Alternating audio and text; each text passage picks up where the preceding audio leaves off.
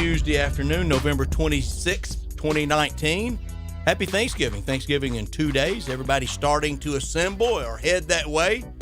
We hope you carve out some time for us. See what I did there? The play on words, the pun. Carve out some time. You get that? I got it. Get that? Good. Had a little chuckle. Hope you carve out some time for us between now and 6 o'clock. Stay with us as long as you'd like. We're here until 6 o'clock and got a lot to do. We're trying to get in 4 days into one. It's one of those weeks because we're out tomorrow for Ole Miss basketball. Airtime 3:30 from Brooklyn for Ole Miss and Penn State. Is that right? Yes. That is right. Yeah. Ole Miss and Penn State in Brooklyn tomorrow. Tip at 4 o'clock. On the call, Eli Savoy with Coach Mark Dukes alongside Eli in the Barclays Center. And then on Thursday, we're all out on Thursday. And at 4:30 on Thursday, Ole Miss pregame that I'll be a part of before kickoff at 6:30 for the battle for the Golden Egg between Mississippi State and Ole Miss on Thursday night. And then on Friday, we're carrying a national college football game that starts, I think, at 2:30. So today's it for us. Dave is on his way to the Big Apple, to Brooklyn, for the Tigers in North Carolina State on Thursday. And I heard in 2.5 questions a day on middays with Greg and Eli, what would the record be the rest of the way for the Tigers? And we need to do that, even if we just do it and give our results off the air, because I'm just not that dissuaded by even the James Wiseman or the injuries. I think my only loss between now and the time James Wiseman gets back is a loss. I kind of had a schedule loss at Wichita State. I kind of stay with that for better or for worse the rest of the way. Today's one of those days. I told John Harden during the transition between shows that I've got so much I want to talk about, I don't know where to start. And often when you have that kind of that thought, you don't get anything out. I don't know how it works like that. But I would like for people, I want to do it without, I hope without any emotion on the air. I have never, ever, ever, even on 9/11, even with the passing of family and friends, I have never gotten emotional on the air. And I'm almost reluctant to bring it up for fear that I will. If I do, please forgive me. I'm getting old, and bad thing about it, when I start now, I can't stop. But if you haven't today, take some time to go to ESPN and read the story about the Auburn announcer, Andy Burcham, and him adopting the 2 children of Rod and Paula Bramlett's, that they were fatherless after the horrible accident. And that story, man, if it doesn't give you hope for man and woman and humankind, I don't know what will. And I like the Auburn people. I always have. We've got a lot of really good Auburn friends. Of course, when Ole Miss plays them, I want to beat them. And in competition, I want to beat them. I want to get around to that, too, about the tenor of that article. And Saturday, when I go to the Iron Bowl, I'm going to pull for Alabama, but I'm not going to be hooping and hollering. I'm not going to make a fool out of myself, I hope. And if the scoreboard doesn't go my way, I'm going to be perfectly well adjusted. But I like Auburn people. I love going to a game there. I think they're really good people. I love the Auburn creed. I don't think there's anything better than when they roll that on the Jumbotron and they talk about the value of work, hard work. And I just think I think there's a lot of good people, mostly in college sports. 99.9% full of really good people. Please dedicate some time and go to ESPN.com and read that story. It is just it will really make you think of a difference you can make in somebody's lives. And also, when we get into this weekend, my favorite weekend of the year in college football, all these rivalries, and we throw that word around, hate. And I know most do. They mean it in the sports sense and in the passion sense. And look, I'm in the sports business. I want passion. I have it. I'm very, very emotional. I tell people the 2 things I like most about sports, the first thing, the very competition of it. I'm better than you. Mine's better than yours. We beat you. You beat, I like the competition of it. The second thing, I like that emotion of it. I like the fact that it could ruin somebody's day that you lost a game. I've been there. I mean, I was just telling Drew, they showed a shot of Bill Walton courtside at Maui, and I said, I love Bill Walton. There was a night coming up next March, 47 years ago, sports hate. air quotes here, that I hated him because he was on UCLA and what he did to the Tigers that night. But it wasn't hate. It's not that kind of hate. You read that story today at ESPN.com, and I think it will really give you a pause when we start talking about, tackle him, kill him, get him. Nobody literally is meaning that, I don't think. I hope not. But we want passion. We want good old-fashioned contempt, and I'm going to be chock full in the middle of it. Hope I don't do anything to add to it. I think some reasonable voices, and air quotes here, the adults in the room probably need to take the lead on turning some of the vim and vigor and venom down, but you don't want to turn it off.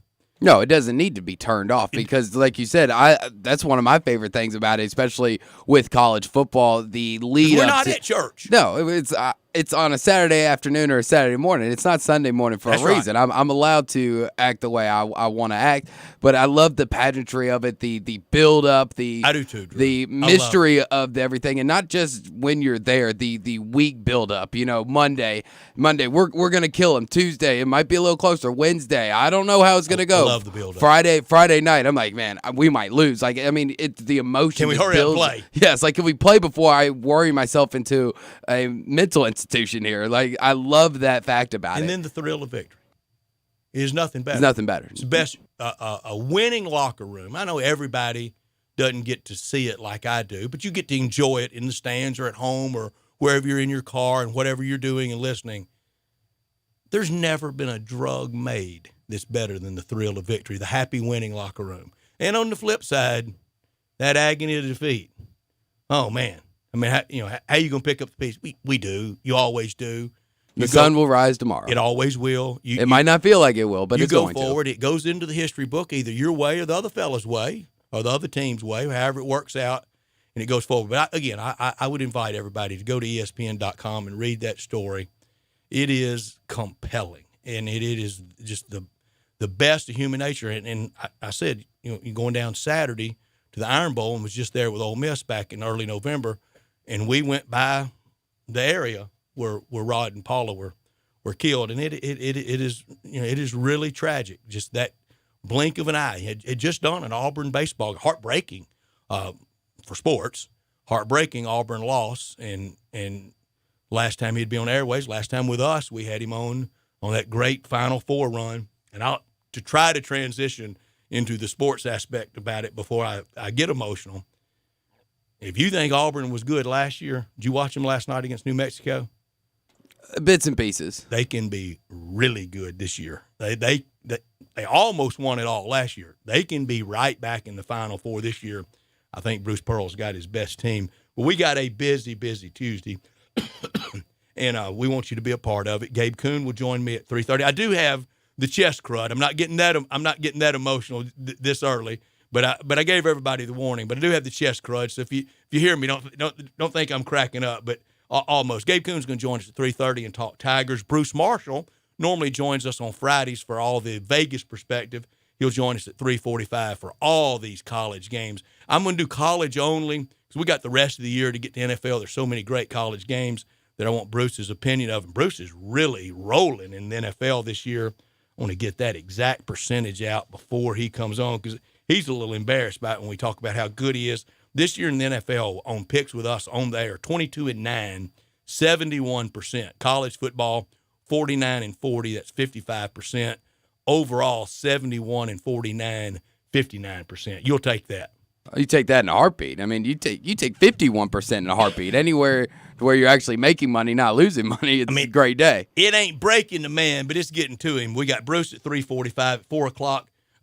Brent Beard will join us from Jacksonville way to talk college football and the big FSU Florida game and other SEC and college football games, including South Florida and Central Florida. It could be the last ride of Charlie Strong at South Florida. At 4:30, Jeff Moore will be in the studio with us to talk NFL and Lamar Jackson.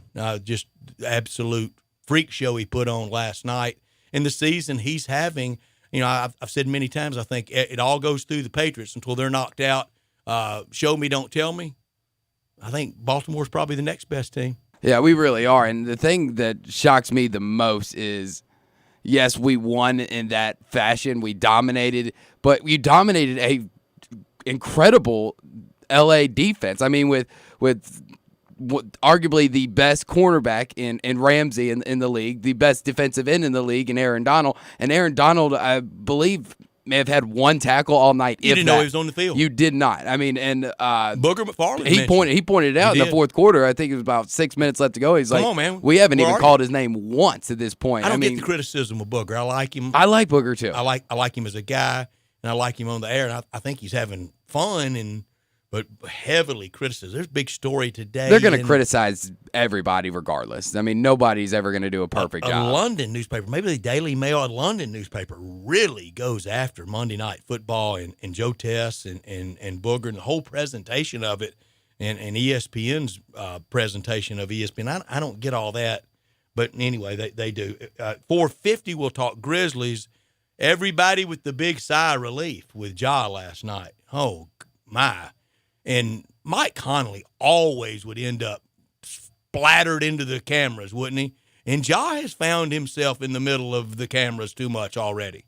Yeah, is that? Would you tell him not to play so hard? No, you never do that. And you never tell him to kind of be more under control, because that's when the special things happen, especially with players like Ja and Mike Conley, where it seems like everything's gone wrong. They're out of control. They throw up the shot and somehow it goes in nothing but net. And that's the thing as a fan that you love to see. But as a fan of the Grizzlies, you kind of wanted to be like, all right, dude, get under control, because at one point, because you don't want a knee in between the shoulder blades. Exactly. I mean, you're going to hit the camera. You're going to come down awkward if you keep leaving your feet too much. Like, bad things, the more you leave your feet in basketball, the more chances you have of something bad going to happen. Many coaches have said, unless you can fly, don't leave your feet.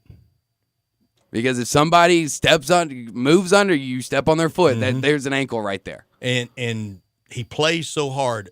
When we go through the end of the year stories, the impactful stories for 2019 locally, and I think everybody, isn't not anything just Brett noticed. Ping pong ball night, that was historic.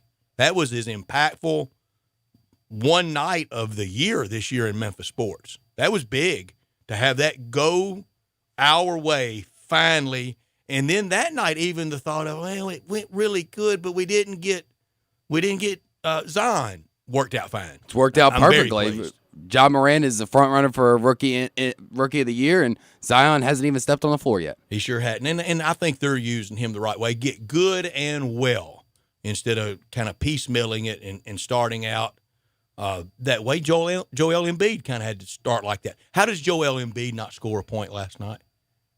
Because that's who Joel Embiid is. He's very weird, and I kind of thought, especially at the beginning of his career, he was very weird, where he wasn't very consistent, and it seems like he finally figured that out over the last couple of years, where he has a consistent game. And then last night was, I guess, just an anomaly where it's going to happen every once in a while. That's almost impossible. Somebody that good, that big, not get to have a goose egg to go to the Blutarski. In the NBA. 5 o'clock, Bo Marchant to talk NFL with us, and then at 5:15, I know it's not Friday, but we will have our First National Bank and Trust Friday football forecast. We will roll through the picks. I've got Dave's, and he's one ahead, and he knows it. Did you tell him? No. Who told? I didn't tell. He's keeping up with it. He knows he's rolling. Well, we can trick him. Remember, like 2 months ago, we had to teach him how to do averages? So we can trick him. We can trick him with his math skills. That was awkward having to It was really awkward. I don't think we did a good job of it. I don't think he's convinced yet. Because it's such a simple thing that everybody should know, that when he didn't fully grasp it, I was so blown away I didn't know how to explain it. Busy weekend for Dave. Thursday in Brooklyn with Tigers and North Carolina State, and Friday afternoon at the Liberty Bowl. At 5:30, we'll have Steve Earhart from the AutoZone Liberty Bowl and college football. We'll visit with him, and at 5:47, we wrap up this day with Taco Bell Crunch Time. I want to say this in the nicest tone I know how. I don't want to sound like that guy. I think by now people know and have listened to me enough. I'm not Mr. Hot Taker. I'm not trying to be bombastic, and I sure never, ever, ever want to talk down to this great audience. But yesterday when I was talking about the biggest game in Tiger football history, I didn't get a lot of exception to it, but there's some. There's not a lot. And I'm not doing it trying to raise a bar. I think it is. I'm going to double down on that today. I think it's the second biggest game in the history of Liberty Bowl Memorial Stadium, only topped by Bears' last game. It will get topped next weekend with a rematch. Saturday, or this Friday, will go to third, and next Saturday will move up. But here's the here was some of the points that a texter or two wanted to make yesterday. And I disagree. And when I say this, I want to say this reasonably and as nice and not smart alecky at all. If you don't think Friday, if you don't think this Friday is the biggest game in Tigers history, try this on for size. Tigers lose. Next weekend when you're watching Navy and Cincinnati in that game, I think it will hit you. And then into next week, if the Tigers lose and the season's over, that next Wednesday or Thursday, the Mike Norvell drumbeat starts, and he either gets real close to going or goes. That'll make it more real. And then when you go to the bowl game at the SmoothieKing.com Frisco Mobile Bowl, whatever that is, and you're in the Dallas-Fort Worth area, and you see the Boise fans there at the Cotton Bowl, then tell me it's not the biggest game in Tigers history.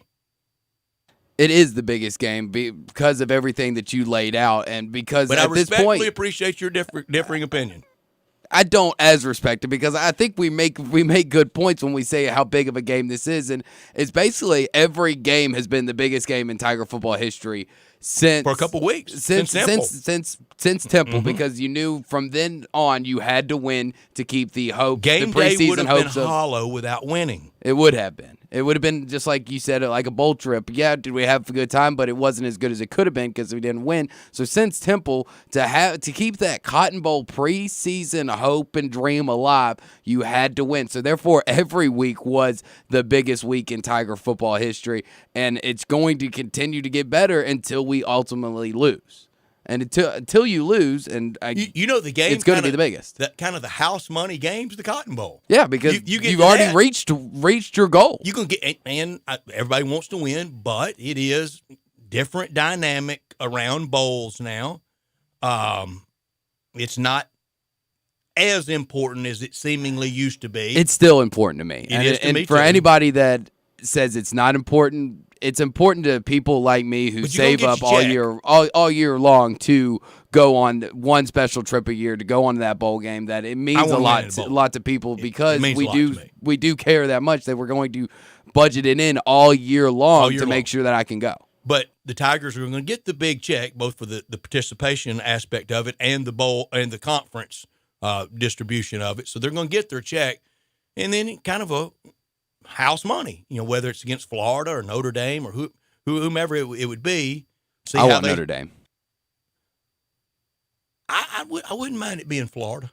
I wouldn't mind it whoever we're playing. I wouldn't mind if it's Utah I like the either. matchup against either. But to go up against a historic program like Notre Dame, it's a once in a lifetime thing because we've never played Notre Dame before. I doubt we ever get a regular season thing scheduled with them, and if we do, it probably won't be till 2040 because I'm sure they've got their schedules out till 2035 like everybody else does. In the history of American sport, you can rattle off about 6 or 7 names, and it immediately evokes sports and big time winning. Yankees, Notre Dame, Cowboys. I think the Patriots have gotten there. Lakers, Celtics, yeah. Bama, UCLA, Duke. I mean, you know what we're talking about when you rattle those names off. And Notre Dame still may be the biggest brand out there.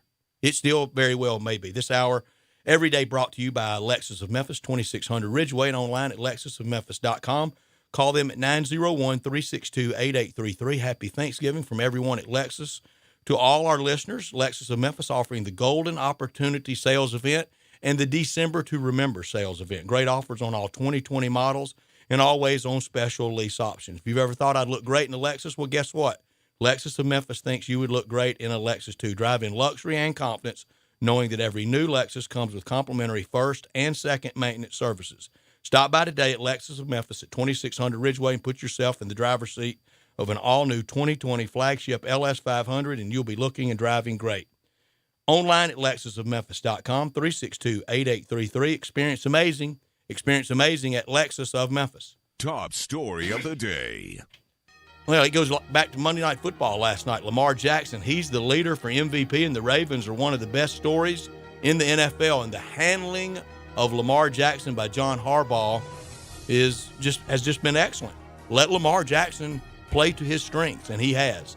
5 touchdown passes, a record for Monday Night Football debut, and the only player in the 50 years of Monday Night Football to have 5 touchdown passes in that Monday Night Football debut. And he's doing it legs, he's doing it with arms, and he's doing it a thinking man quarterback. And the more you read and the more you learn about him, Bobby Petrino knows the quarterback position, said he was the smartest player he's ever coached. Yeah, and I wouldn't doubt it. That's also my top story of the day. I'm here to fully accept responsibility and apologize because I know a little over a year ago when the Ravens decided to go with Lamar Jackson and bench Joe Flacco, I was completely against it. I didn't know how well what seemed like a run-first quarterback would work into the Ravens system, but I was completely wrong. The game's changed. It has changed. We changed the system around him, and I am completely wrong. As a starter, Jackson is 15-4. He's done it with both his arms and legs this year. 2,427 yards through the air, 876 on the ground. Fun to watch. Ozzie Newsome's last first-round pick. Man, think about this. Could go out with his first-round pick already in the Hall of Fame, and possibly his last one be a Hall of Famer. That's why we always said, in Ozzie we trust. In Ozzie we trust. Just one of the great front office people ever in the game, one of the great people one of the great people anywhere, and one of the Bears' very, very favorites. Not top story. Not top story of the day. Ja Morant's big fall. One thing to accept this year as a throwaway year. Acceptable losing, yeah, it's hard to do, but we're doing it. But it would have been a whole different light cast on this year if it had been marred by a serious injury. And there was a time last night that I'm thinking this is Mike Conley's broken back again. That it's gonna be that injury, that transverse injury. It wasn't. He came back in. Big sigh of relief for everybody. Wouldn't dare tell him to slow down, young fella, just a little bit. But young fella, we only want to win about 22 games this year. Slow down a little bit. Just a bit. My not top story of the day. Gronk tells us what we all already know about the Patriots organization. It's not a very fun atmosphere during the regular season to play in, but you do get the ultimate victory, 6 Super Bowl championships. I believe Gronk was a part of 3 of them. Gronk on his Fox pregame show on Sunday said that he hated that they didn't enjoy the regular season wins, and basically called out Tom Brady for being 9-1 and not enjoying it. And Tom Brady had a great response about it. My job is to get better every week. My job isn't to celebrate what we should do. My job is to get on my offense if I don't think we're clicking on all cylinders. And that's why he is where he is and how it keeps him motivated. He also had a really good line. He said, I have 20 years of experience in this league. I think I know what I'm doing. Yeah, and look, Gronk brought his motivation. He brought his game, but he wasn't as hardwired as Tom Brady. Mike Golick Sr. has told this story on Mike and Mike on TV, and now his show with Trey Wingo on ESPN TV, that one year, I think it was after the Giants beat the undefeated – it was after the Giants beat the undefeated Patriots. And post-game, they run into Troy Aikman, who was on the broadcast that day. And Mike Golick, hey, Troy, it was a great game, wasn't it? And said, Troy Aikman was, almost depressed. And said, what's wrong? He goes, well, I just called. It wasn't that big a deal. I just called the game. He said, there's nothing like playing in them. And Mike Golick says, wait a second. Are you really going to do this to me? You played and won 3 Super Bowls. He said, I never played in a winning playoff game, and you're going to – but those greats are that selfish. They're that stingy in a good way. They always want to be winning.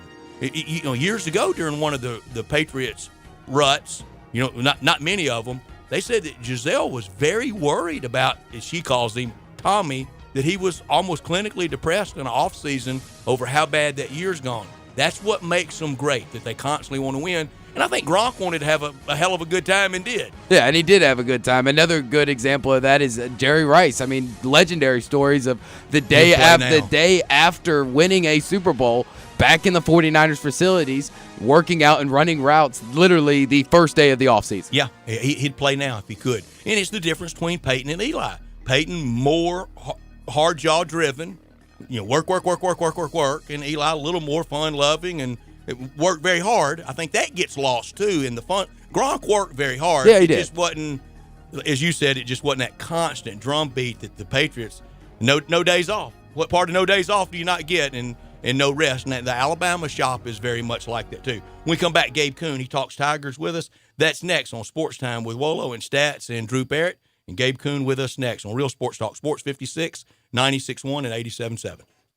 Greg Gaston and Eli Savoy get you through the midday with Sports 56 Middays. Delivered by FedEx. Weekdays from 10 till 1 on Sports 56, 96.1 and 87.7. You'll see the dedication in every single step.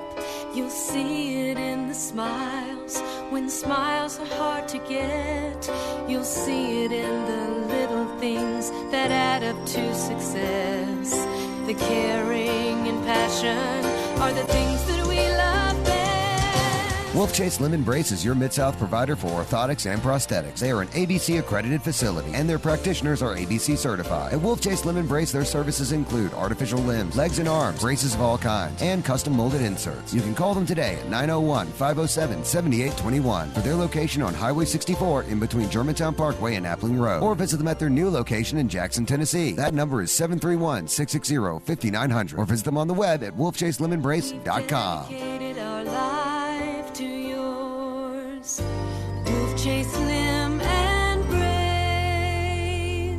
Bartlett Small Engine has been serving quality power equipment since 1970. They have a full line of power equipment, parts, and services for most makes and models. Bartlett Small Engines has the best brands in the power tool industry: Honda mowers, trimmers, and generators, Steel blowers, trimmers, and chainsaws, Echo trimmers, blowers, and chainsaws, plus quality products from Red Mat and Shindawa. And they're all American made. Bartlett Small Engine is your can-do store. 6780 Summer Avenue. Call 901-386-9779. The holiday season is here, and it's time for our best offer of the year during the Ford Black Friday event. Now, for a limited time, get 20% estimated savings on select 2019 Ford models. You're ready, and so are we. Start the season off right, and don't wait to enjoy our best deal of the season. That is 20% estimated savings on select 2019 Ford models. The Ford Black Friday event ends soon, so hurry in today. Eligible on select 2019 model year vehicles. Vehicle must have arrived at dealer at least 61 days prior to the sale date. Estimated savings include an average dealer discount based on a sales survey of average discounts offered by Ford dealers nationally. Discount may vary. Dealer determines price. For all offers, take new retail delivery from an authorized Ford dealer stock by December 2nd, 2019. See participating dealer for complete details.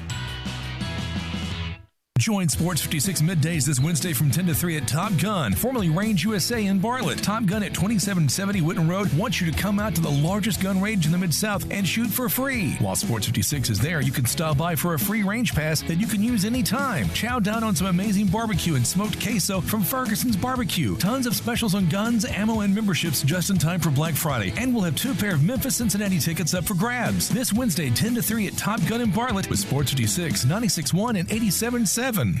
No matter what your past credit, no matter how much you owe on your trade, no matter if you tried to buy at another dealer and were turned down, Sunrise Buick GMC can get you financed. There's never been a better time to trade. Sunrise has hundreds of new vehicles and over $5 million in used car inventory, specializing in cars and trucks under $10,000. Sunrise has the lowest prices and will not be undersold. Bad credit, bankrupt, slow pay, Sunrise gets you financed when no one else can. Check out the inventory and apply online at sunrisememphis.com. The November blowout sale going on now at all Sunrise locations. Covington Pike, Wolf Chase, and Collierville. Can't you give me 5 more minutes? Country music star Scotty McCreery will be at this year's AutoZone Liberty Bowl, and you want to be there too. This is it. This prices now. The American Idol winner will perform at the President's Gala on December 30th at the Peabody and at halftime of the AutoZone Liberty Bowl game on December 31st. Get your tickets today by calling 795-7700. The Tennessee Highway Safety Office reminds you that fans don't let fans drive drunk. Now, back to Sports Time with Wolo and Stats. This hour of Sports Time is brought to you by Lexus of Memphis. Here once again are Dave Woloshin and Brett Norsworthy. We Talk Tigers with Gabe Kuhn, and Talking Tigers brought to you every Tuesday by ATC Fitness, Tactical Investments, Wolf Chase Nissan, Wolf Chase Honda, Stereo One, and Pop's Comfort Kitchen. Gabe, do you agree or disagree that Friday is the biggest game in the history of Tiger football? Yes, I agree completely. And, well, the thing is, last week was, too. I think every week, next week will top it. Gets more important every single week. The only reason it's more important is because it's the next one at this point. I think this game, though, you look at it, I like their chances at home. I do. I really do. Oh, I love the Tigers Friday. But now, I have been all over the place all year on picking them against the spread. Preseason, I was 9. Keep picking against them. Preseason, I was 9-3, but I haven't caught up with them during the year very much. Yeah, and they've been covering fools, too. Mm-hmm. What they did last Easy week. Covers. I got scared last week, I'll tell you that much. Easy covers. With the biggest game in Tiger history and what we're building up to and all that good stuff, did you feel pressure as the 20, 21-year-old out there playing and performing? When you ran on the field at the Rose Bowl Stadium, excited, nervous, pressure, what? All that. I mean, definitely a lot of pressure. I was a freshman when I went there. Obviously, the more you get into your career, though, like some of these seniors, obviously senior day, going to be an emotional day. These seniors at this point have played so much ball. You look at like a Dustin Woodard. You look at that muscle memory counts, doesn't it? Absolutely, absolutely. You look at guys that have been there. DeMonte Coxey, these offensive weapons they have. They're all old. They're all been there, done that, been in these big games before. Obviously on the road. Gainwell's no run-of-the-mill freshman. Yeah, he's completely different. I mean, with his service time last year. And then Patrick Taylor getting involved this week, that was awesome to see. 3 TDs, 17 rushes, 95 yards. I mean, he was back in a role that I could go the rest of the way. What concerns you about Cincinnati? The only thing, I'd say their defense is pretty good. But that being said, I think it's comparable to last week's defense we saw out of USF. They're very linebacker heavy. They feed those linebackers. They get all the sacks. They get the TFLs. They don't really have what I would consider a D-line that is worthy of being super scared of. That being said, I think they're one of the better ones they've seen all year. But they don't get a lot of sacks. They get a lot of production out of their safety and their linebackers. And then outside of that, there's just not much that freaks me out. Offensively, they have been dreadful. Desmond Ridder, I mean, I think he's fighting through a shoulder injury, but he's been bad. I mean, they can't get in a track meet, can they? No, absolutely not. It's gonna take it something in the 40s. Yeah, if it stays 30s, low, can they stay in the 30s? Yeah, and if it stays low, that's their only chance. I mean, seriously. What is low now? The score. I know, but what is it now? It used to be 10-10. It ain't gonna be 10-10. Tigers 21. You know what I mean? Somewhere around there. Like not is low now. Not getting into 30s. We're not getting into 30s. This is not a normal AAC shoot 'em out game. But I mean, I think the Tigers, the way they're rolling on offense, they're untouchable right now. I mean, they have all that firepower. And the thing is, it's not just that. They have a piece for every situation. They have a burner in Calvin Austin. They have DeMonte Coxey who can catch, some comeback routes, be a big presence, catch some deep balls. Antonio Gibson, we've seen what he can do. Kenneth Gainwell, fast speed back, can catch it out of the slot. Patrick Taylor, big bruiser. They have everything. Gabe, I think there are 2 SEC teams with more offensive firepower than Memphis. Okay. LSU and Alabama. Okay. Even with Mac Jones. Yeah. Okay. I think. But the Tigers have more offensive firepower than Georgia, Auburn, Florida, much more than Kentucky, much more than Ole Miss and State and South Carolina and Tennessee, Absolutely. Texas A&M and Vandy.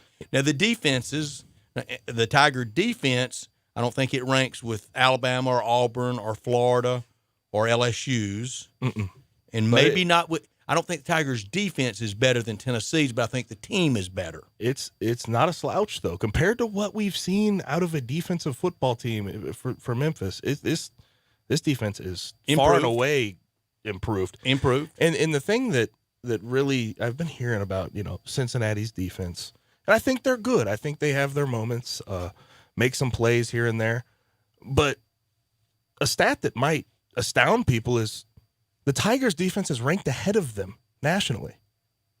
I would have lost money on that. Actually ranked ahead of them through 11 games, have given up less yards. So That's pretty big sample size, too, 11 games. Yeah, that's what I'm saying. We're not talking after September. But you said you would not win a bet if you had to bet. Exactly. I would never guess that. That's interesting given how much is being made about this Cincinnati defense. Does the Tiger defense against Cincinnati round 1 and maybe even the rematch round 2, is it stops and making them punt, or is it turnovers or a combination? Combination. They have to get turnovers. That's sort of how that defense has rolled for a long time. But I think they have been capable this year. In times like last week, they only gave up 10, and I know that offense was awful. Memphis's defense, I'm talking about, gave up 10. And I know that offense for South Florida was awful, but even against a team that's pretty capable in Houston, you saw those second half adjustments, and they will literally go spurts throughout the game where they get some stops in a row and get some turnovers and get that momentum rolling. And I like how they have been at least timely in that manner this year. Friday after Thanksgiving has been a successful date for the Tigers. Yeah. Is that the one where we beat Houston in 2016? That was a fun one. Wild game in the 40s. Yeah, Tom Herman on his way out. Yeah, that game is always interesting. I hope they wear black. That's what I'm used to in those games. No blackout. We're playing Cincinnati. Their main color is black. Well, can they wear the black on the road? Is that how that works? I don't know. They have to wear white. No, the roadie usually wears white. Wears white. But no, I think. I mean, like for the fans, I've heard like we've tried to do blackouts during that week because of Black Friday, and I think they've actually gotten away from it, especially this year because of Cincinnati. But still, I don't like the. I like the black, but it's very hard to see. Yeah. Especially if they used white numbers on them, it'd be better. But the fact they used like the dark blue on it, it's not very good. My fond memories of that day, that game, always black jerseys, though. I will say that. But they have had a lot of success. That's right. Herman was 1 foot into the Texas job, and Mike Norvell sent the other one. Last second, I mean, they went up on us. We came back. Won by like 3 on a last-second Anthony Miller slant route. I mean, there has been that was money, and there's been heroics, and there's been sort of just good games. So I hope this is somewhat of the same. Last year, Dana, our Major Applewhite was on the way out. Yep, out, not to Texas, but way out for him. And this Friday against Cincinnati, talking Tigers with Gabe Kuhn and Gabe. I know you take a lot of pride in the program. You've been in this situation. We talked about the pressure. Mm-hmm. What is Thanksgiving away from home? But you still got to be focused. But you're around your brothers. You're around the brotherhood of football players. What's that like? I mean, it's interesting because Thanksgiving is definitely a very, very close time that you're used to spending with your family growing up, doing things like that. So you have to lean on those guys next to you and sort of get that sense of family from them, whereas normally you'd get it from your family. But usually all the families travel in. Senior day, it's going to be a high-running emotional game. I'll say that. Good Thanksgiving spread laid out by the university. Oh yeah, y'all you know how those heard on them? You know those Friday night buffet. Thursday night it'll be Thursday night, but those always the spread's nice. And then they switch it up. Though I think it's a good idea to give them turkey the night before the game. Let them fall asleep. Mm-hmm. Let the turkey do its job. Did you prefer an early game or a later game? Because last year it was 11. This year 2:30 on the Friday after. Early-ish. I don't like the night games. The night, a lot of and especially on the road. Yeah, and especially Memphis has played so well in 11 a.m. games. Too much hotel and laying around. Absolutely, and it makes you lazy. It makes you tired. But I love those early games. Get up, get at them. Then there's the lobby lizard like me that hangs out in the lobby because I don't want to sit in the room all day. Yeah. Well, when you're in that position, when you're playing, I remember. Those night games. All I had to do was talk. Those night games, I was taking naps the whole rest of the day after we got out of work or walkthroughs and everything like that. But those early games, they've been so well played in the Liberty Bowl, and I don't think this will be an exception. Mike Norvell's done it, hasn't he? Yes. He is lifted 36 up. and 15. He is absolutely lifted up. And I think Justin Fuente, obviously, he doesn't get enough talk around here nowadays, because we're sort of removed. But the transition, I think, was at a right time. But I think Norvell has lifted it to where I don't think anyone thought it could ever go. And it can go higher. Yeah, it can. It can. And I whether think it's him or his successor. This year is definitely proof of that. And I think heading forward, we might be able to see it. I hope we're able to see it this year. Gabe, it has been we're not through, but we've had so much fun talking Tigers with you this year. It has been a blast. Good luck to you and to the Tigers on Saturday. I know you take it very, very personally with your beloved university and alma mater and what you did so much to make it get to this point, and you did. Thank you, Gabe. Absolutely. We've been talking Tigers with Gabe Kuhn, brought to you by ATC Fitness, Tactical Investments, Wolf Chase Nissan, Stereo One, Wolf Chase Honda, and Pop's Comfort Kitchen. When we come back, we'll get the lowdown on all the odds from the Vegas angle from Bruce Marshall at the Gold Sheet in Las Vegas. That's next. You're listening to Sports Time with Wolo and Stats and Drew and Gabe on Real Sports Talk, Sports 56, 87.7 and 96.1. Search Sports 56 on Facebook and give us a like. And follow us on Twitter at Sports 56 WHBQ.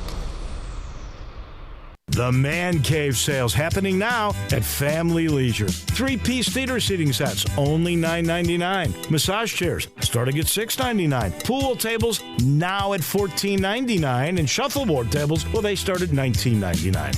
Still need to close your pool down? Call Family Leisure to get on the schedule. Mention this ad, $20 off. Complete your Man Cave today at Family Leisure. Whitten Road at I-40, where family and fun come together.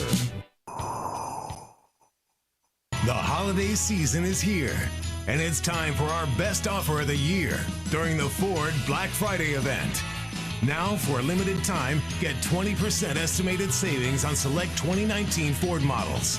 You're ready, and so are we. Start the season off right, and don't wait to enjoy our best deal of the season. That is 20% estimated savings on select 2019 Ford models. The Ford Black Friday event ends soon, so hurry in today. Eligible on select 2019 model year vehicles. Vehicle must have arrived at dealer at least 61 days prior to the sale date. Estimated savings include an average dealer discount based on a sales survey of average discounts offered by Ford dealers nationally. Discount may vary. Dealer determines price. For all offers, take new retail delivery from an authorized Ford dealer stock by December 2nd, 2019. See participating dealer for complete details. DeSoto Auto Sales specializes in late model cars with low mileage. They have the highest standards in the car industry. All of their cars are test driven, checked out from head to toe. Unlimited inventory, every make and model. And if it's not on the lot, they'll find it for you. Walk in the door of DeSoto Auto Sales, 5704 Goodman Road. Within 45 minutes, you can test your car, get credit approval, and finish paperwork within an hour. No shortcuts at DeSoto Auto Sales. Kind, courteous employees, a down-home environment. DeSoto Auto Sales cares about your time. Lowest prices in a 350-mile radius. We're living in a world today where time does matter. Visit them online. Check out their referrals. DeSotoAutosales.com. Very proud to serve DeSoto County and other surrounding areas. DeSoto Auto Sales, 5704 Goodman Road. Call 662-890-7184. 662-890-7184. Come on down to DeSoto Auto Sales. Pop the top on your next party. 34 North Cocktails. Available in Memphis now. Great for football grove parties, around the hunting campfire, and when you get home, entertain friends. Pop a premium can of Barrel Thief. Tastes just like an old-fashioned Barrel Thief made with aged bourbon, bitters, a hint of orange, a touch of vanilla, 15% ABV. Then, for you vodka lovers, try Sneaky Pucker, a refreshing lemonade premium vodka cocktail, 12.5% ABV. Made with super premium vodka, lavender, simple syrup, and lemonade. Delicious and smooth. Let the party begin with 34 North Cocktails. Now, back to Sports Time with Wolo and Stats on Sports 56 and 87.7 FM. This hour of Sports Time is brought to you by Lexus of Memphis. Here once again are Dave Wolochin and Brett Norsworthy.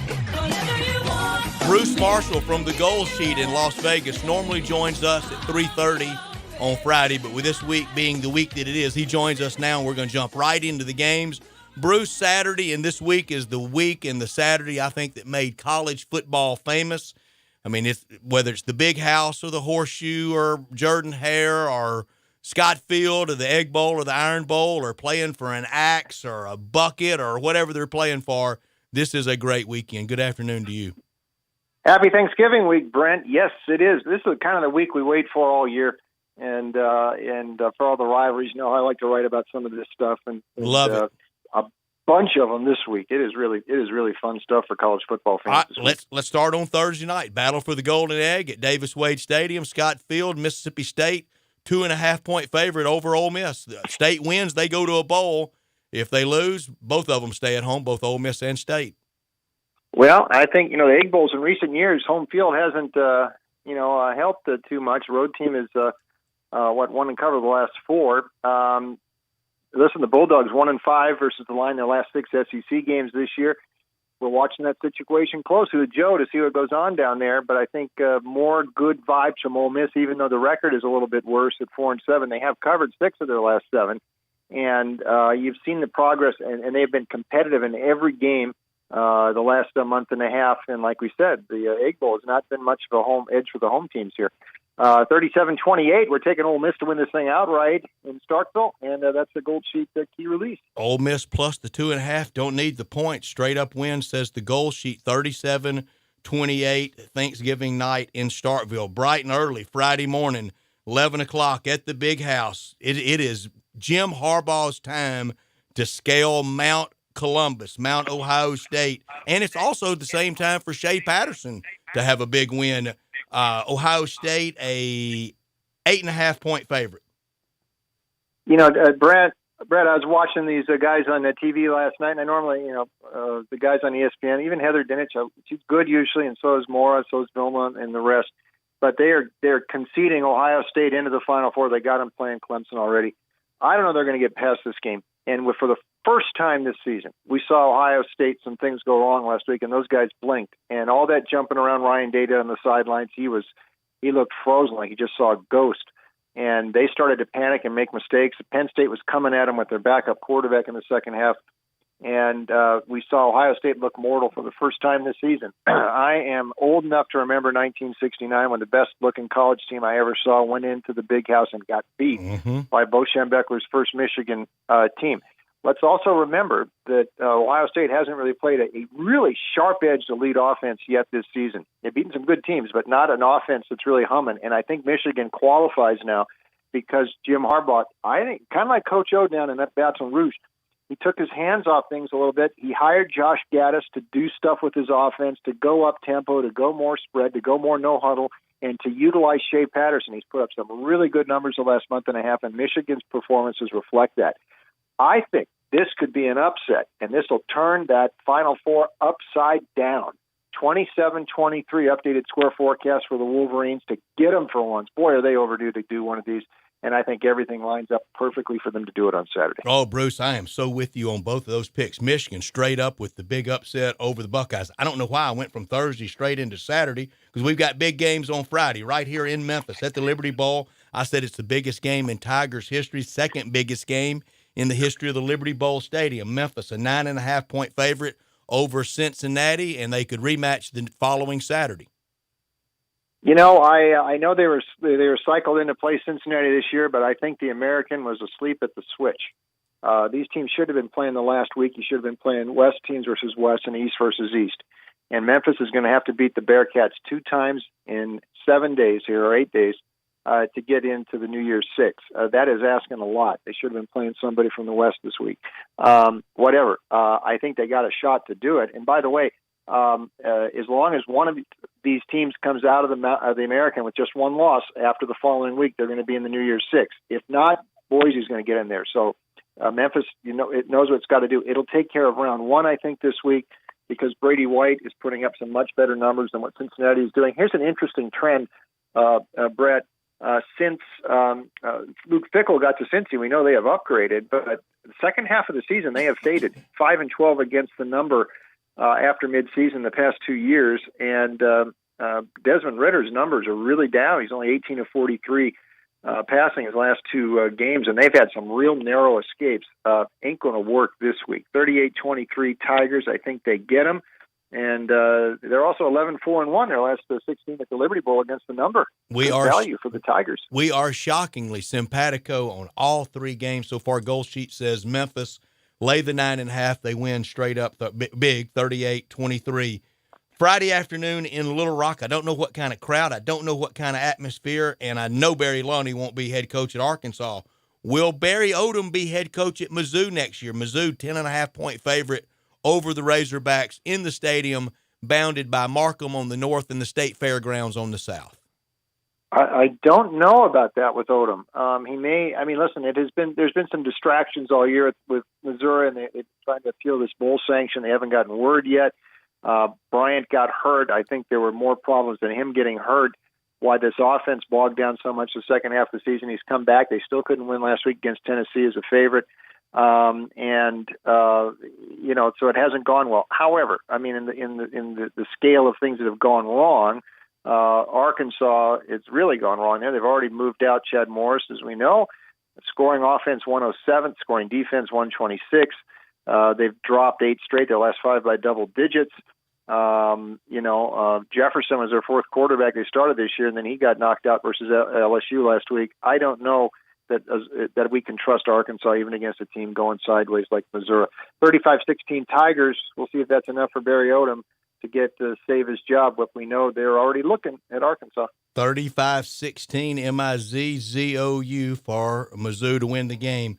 All right, any other no other Thursday game, any other Friday game we hadn't got to that you love? Yeah, maybe Texas shouldn't be laying points to Texas Tech. Something's gone wrong there. They've gone off the rails, so let's give Texas Tech a shot in that one. Virginia has not beaten Virginia Tech since George W. Bush's first term in 2003.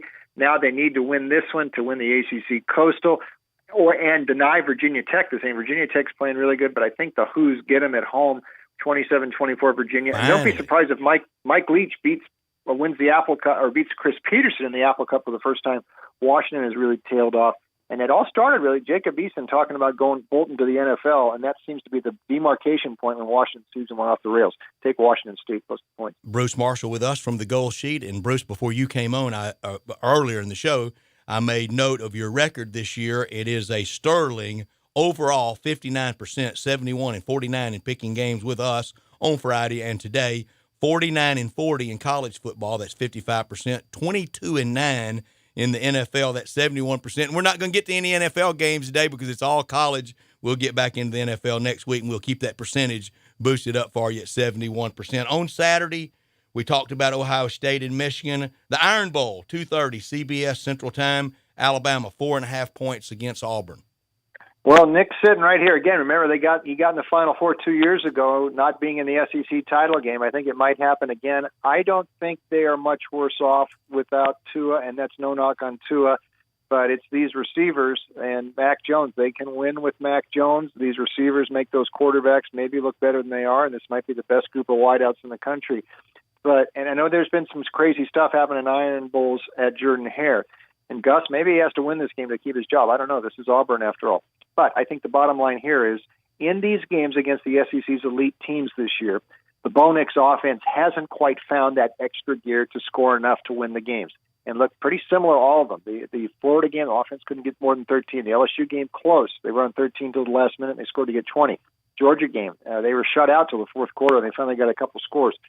Nix just isn't quite ready, I think, to find the extra gear for this offense in his freshman year. And I think Mac Jones can do it, and I think Nick's going to win, and I think they're going to sit around and wait for one of these top 4 teams to lose, and I think it's going to happen, but we'll have to wait a week for that maybe. 32-23 Crimson Tide. I think they go into Jordan-Hare and win an Iron Bowl, but I'm going to be watching because we know there have been some crazy stuff happening in this series over the years. It sure has. Bama by 9, lay the 4.5. Tennessee, 21.5-point favorites over Vanderbilt, and I know you got some thoughts on Vanderbilt, and we're up about 2 minutes to go, Bruce. Yeah, real quick here. I mean, I rate Vandy fans. They might consider hiring Adam Schiff for an impeachment inquiry on the AD Malcolm Turner after the news that Derek Mason being retained for 2020. The Vols are flying into bowl season. 6 straight covers. I think they get a revenge for 3 straight losses to Vandy, 38-10. Speaking of Malcolm Turner, this is the thought, and it's college sports in general, because they're talking about doing a lot of upgrades at Vandy, and they're talking about the stadium there, and they want to do upgrades for it. And like every college administrator, they're going to tap up the alumni again. They act like politicians. It's not just Vandy, but I'm going to use them as the example here. Like politicians just raise taxes. That's how you raise revenue. This is what a lot of these administrators are doing. There is an answer for Vandy that they are being very obstinate, not looking at, and that's the Titan Stadium just a couple of miles away. Why not use that? Look what Pitt has done. Look what Miami has done. You've got a big, beautiful NFL stadium in town, and you can use that as a lure to your recruits. You can play. You'd be the only NFL stadium to play in the SEC. And, oh, by the way, that's a prime piece of real estate there that they could flip for a huge amount of money at Vanderbilt and use that and bring some money and make some money from it. Don't just try to pull money out of the alums. So wake up, Vanderbilt. They're not going to listen to me, though, but they'll make a mistake like they always do. Tennessee or Vandy in that game? Tennessee? 38-10, Volunteers. 38-10, and Jeremy Pruitt finishes 7-5 after the most rocky of starts. Real quick, just give me your thoughts on Bedlam, Oklahoma and Oklahoma State. Not laying that many points. 38-35 Oklahoma, maybe going over. 13 is a lot of points to lay. This backup quarterback for Oklahoma State has got starting experience at Hawaii, and he won a game last week at West Virginia. We're taking the points with the Cowboys. One more the Gold Sheet loves, and then tell our listeners how they can access even more, including Sunday afternoon NFL and Thursday afternoon as well. You guys want to stay up late on Saturday, Army plus the points at Hawaii. You talk about a sandwich spot here after winning the Mountain West West and the Mountain West title game next week in Boise. This is a flat spot deluxe for Hawaii. Check us out online, goldsheet.com. Basketball issue for this week is tomorrow. Football always on Mondays. My picks up there, also Vegas Insider, donbest.com. Bruce Marshall, our best to you. Thank you so much. You are the best to join us, and we really, really love visiting with you. Happy Thanksgiving to you and yours, including the growing grandchildren roster. Thank you. Happy Thanksgiving to you guys, too. Thank you, Bruce. All the best. Thank you very much. Bruce Marshall with the Gold Sheet in Las Vegas with all the picks. He loves the Tigers. 38-23. Ole Miss, one of the key releases, plus the 2.5 to win straight up 37-28. That score a few years ago was 38-27, I think, in the 2015 game that started all these road wins by the Egg Bowl visitor. That's got to end sometime, doesn't it? Eventually, that won't hold. No, it can't hold for any longer than maybe this year. And to get the streak started for Ole Miss, if they won on the road, then back if it stopped back at home next year. But got to worry about Thursday first. He also loved Michigan in the straight-up upset over Ohio State. I'm with him. We will do our picks at 5:15. We have our First National Bank and Trust Friday football forecast. I know it's Tuesday, but that's when we're going to get it in. We come back, we talk to our regular 4 o'clock guest on Tuesday. That's Brent Beard talking college football with us. You're listening to Sports Time with Wolo and Stats on Real Sports Talk. Sports 56, 87.7 and 96.1.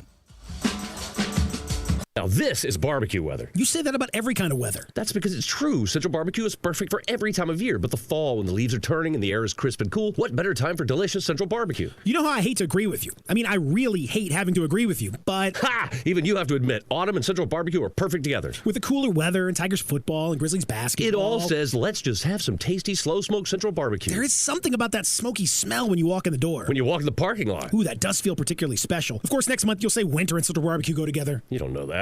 Your nationally ranked Memphis Tigers football team is back home on the Friday after Thanksgiving against rivals Cincinnati. This is our city, our team, and our stadium. We showed the world what Memphis can do when we all stand together. And now it is time to do it again. Tickets start at just $20 and are available now at GoTigersGo.com or by calling 901-678-2331. It is Memphis Tigers football versus Cincinnati on the Friday after Thanksgiving, sponsored by Sedgwick. It's game on at the new Moneyline Book Bar and Grill inside the Gold Strike Casino Resort. Now you can bet on all of your favorite sports and watch the games on 60 HD TVs while you lounge in plush seating and enjoy craft beers, signature cocktails, and great food. Plus, don't miss the Topgolf Swing Suite, a virtual reality experience with a variety of fun interactive games every sports fan will love.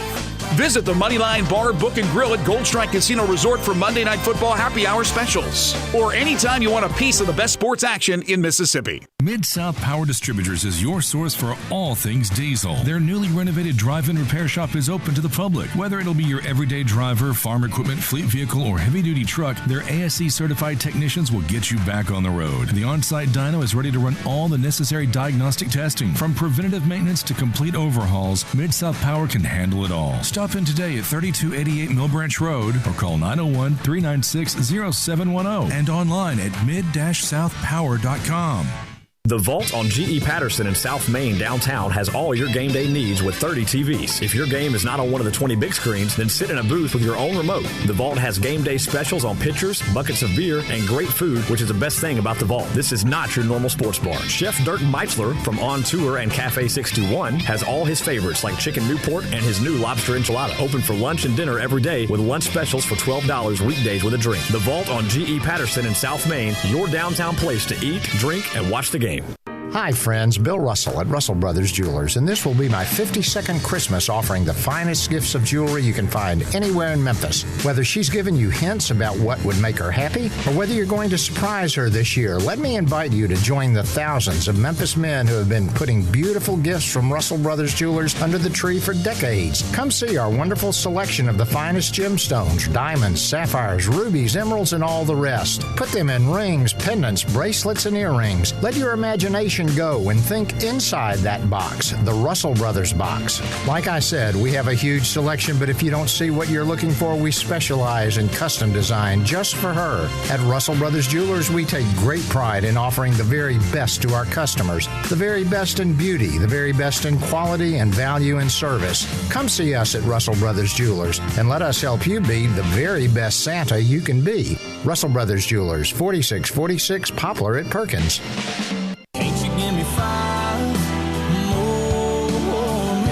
Country music star Scotty McCreery will be at this year's AutoZone Liberty Bowl, and you want to be there too. This is it.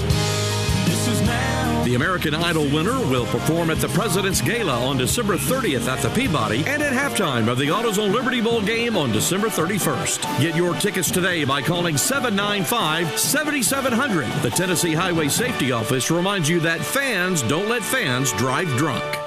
We are Sports 56 WHBQ Memphis, WIVG-FM Tunica Memphis, and WPG-FLP Memphis, Flynn Broadcasting Stations. Now, more of Sports Time with Wolo and Stats. This hour of Sports Time is brought to you by Homer Skelton Hyundai. Here once again are Dave Woloshin and Brad Norsworthy. Dave out today. He'll be back with us next Monday when we all reassemble at 3 o'clock next Monday. It could be a very different looking college football coaching world come Monday afternoon at 3 o'clock after the coaching carousel starts spinning round and round. I don't think Bob Davie at New Mexico is going to impact it very much, but it'll look different next Monday. It was great hearing that ad from the AutoZone Liberty Bowl with Harold on it. It almost sounds like Harold has some professional training and a background in radio and TV. Yeah, it sounds like he's done this with a time or two. He has. It sounds really good. And we'll visit with the executive director of the AutoZone Liberty Bowl at 5:30 and talk that game and college football with Steve Earhart. We do it every Thursday. You can join us at 67129 on the First Bank text line or 360-8255 at the First Bank phone line. And First Bank, you can visit them at firstbankonline.com, and they know what you need. Reliable, trustworthy Memphis bankers that can give you a direct answer. They make the decisions about you in Memphis. You live here in Memphis, about you right here in Memphis, not out of town in Nashville or Birmingham or Atlanta. They give you an answer because they are right here in our community, part of the fabric community, out at the AutoZone Liberty Bowl, out at churches and the arts and around town and at lunch. You see them around town because they're part of the community. First Bank, they're here to help you, whether you're a business looking for a loan to expand or refinance an existing one, a homeowner looking for a mortgage or home equity line, a consumer wanting to finance your dream car. You can let First Bank handle your banking needs. Stop by any of the 4 great locations or check them out online at firstbankonline.com. That's firstbankonline.com. Saturday is Iron Bowl Saturday. I can't believe Brent or Brett Beard, either one, the twin brothers from Jasper, neither one of y'all are going to be at Jordan-Hare Saturday. Where are you going to be Saturday, Brent? I will be here because I will have both daughters in, and I would prefer not to get disowned. Yep. If I'm not here. You're too old for that. You might need one of them someday. But I'm sure it will be quite a scene, to say the least, as you always know very well. The trips to Jordan-Hare started in 1989 when Bill Curry was coaching Alabama. Undefeated Alabama went down on the Plains that day. Was there, yeah. So I'm sure that will be brought up at some point as far as from where it was at the legendary Legion Field, the old lady on Graymont Avenue.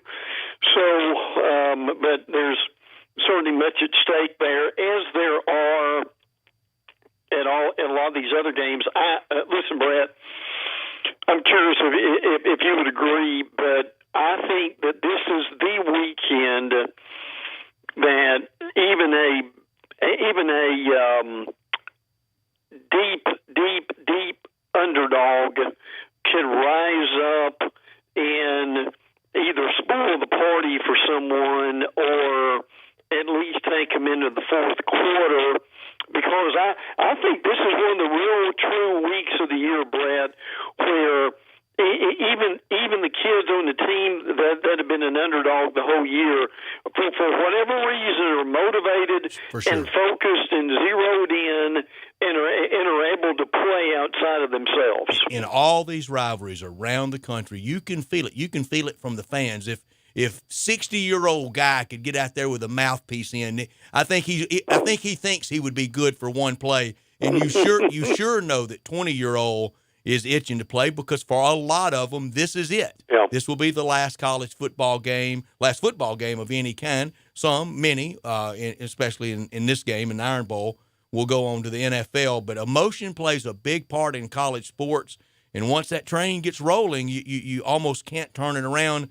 And I'll be at the Egg Bowl on Thursday, and I've seen that so many times through the year. Oh yeah. Kind of the team that can inflict the most damage on the other one wins the game. It is. That's very true. I mean, and you've got, there's some vivid memories of that game. I remember when Tuberville was at Ole Miss, and everybody was speculating, was he going to stay or was he going to Auburn? And then you've got, he was going to Auburn. There's no question about that, was it, Brad? And then you've got Sly Croom running up and down the field with the flag after that monumental win that they had at that point. So it's a great scene. Yes, and what a game to get it kicked off. And people in the South do, but I'm not sure people in the country realize, even with the record for both of this team, what a gargantuan battle they can be, and just what that means to the fans of both that teams. So that's going to be a fascinating night in Starkville Thursday night. How many Iron Bowls do you think you've been to in your life in person? That's a good question. The majority of the Iron Bowls that I have been to were in Legion Field. Sure. Saturday makes an almost demonic number for me. Saturday will be 6 at Auburn. I went to 6 at Legion Field, and I've been to 6 at Bryant-Denny. That's pretty good. Something's got to give, doesn't it? That's hilarious, really. And Thursday night will be my 25th Egg Bowl in person. Wow. And more in Oxford than in Starkville. Yeah. And never one in Jackson. I never went to an Egg Bowl in Jackson. Well, that's interesting. And listen, a lot of people may not understand, Brad, that then a lot of these rivalries for years were held at, shall we say, neutral sites, for lack of a better word. Yeah, but they weren't very neutral. In Birmingham or Jackson. Yeah. Gosh, I remember it happened on this, Brett, but you remember Auburn. Listen, Auburn in Georgia played in, what was it, Columbus? Now this was eons ago, obviously. But playing Columbus, Georgia there for years. I remember on the way to SEC Media Days going by in Columbus, and I think they've even got some kind of marker out there by the stadium or something of that ilk. Well, we got the markers out, though, and now we got the marker in Jackson where the SEC office once was, and I never even knew it till last week. Really? in Jackson, Mississippi. Absolutely. So the history of the venues are as interesting as the games itself. They really are. I mean, college football, and I knew I was going to enjoy. I'm going to enjoy every year in college football, but I knew I would enjoy the 150th and all the reflection and looking back and the great documentaries that are out there. And I really have. The Florida State game, the state championship game, Steve Spurrier really brought it to that rivalry and that series. FSU will have a new coach next year. Who do you think it'll be if you had to pick one person? And see, that is something that let me play this out a little bit. There is some thought. Now, I don't think they're going to do this, but there is some thought that if FSU won, that they may give that to Odell Haggins. Big mistake. For 2 or 3 years. I think that'd be a mistake, and I don't think they're going to do that. But I think they're probably going to announce somebody, maybe even at the first of the week. The prelude you gave us coming in was apropos because of all the changes we're going to see. Brad, Sunday and Monday are going to be unbelievable. But there's some thought about what's at stake. Say if Florida State won, would they give it to Odell? And look, if Florida wins, that'd be 2 10-win seasons, very, very probably in a New Year's Six bowl game. So, and let me throw this out too. If the playoff was 8 instead of 4, Brent, I'm telling you, Florida would be playing in this game. It could be a factor. Thinking they had a real shot of going to the playoffs. They as sure close would. as they are to 8 right now. Yeah, and we're going to go to 8 sooner rather than later. But Brent, I was late to going to the 4, and I was wrong for a long time about it. And I'm probably going to be later than you are because I know you've been there. You were at 8 before we got to 4. But I'd rather see 1 or 2 good teams left out than 1 or 2 that really don't belong in. Well, my thing with this right now is it's 2 things. One is accessibility, because if we've got 8, your non-Power 5 have got a shot. And UCF would have been in it last year, and if Dave was here, he'd be trumping in this with us. He would. And to me, the other thing would be, if we've got 8, you're going into this weekend with teams, Brett, 9, 10, 11, 12, 13. You got Notre Dame still alive. Yeah, thinking, you know what, we're still alive. We're going to this game because we think we've got a shot.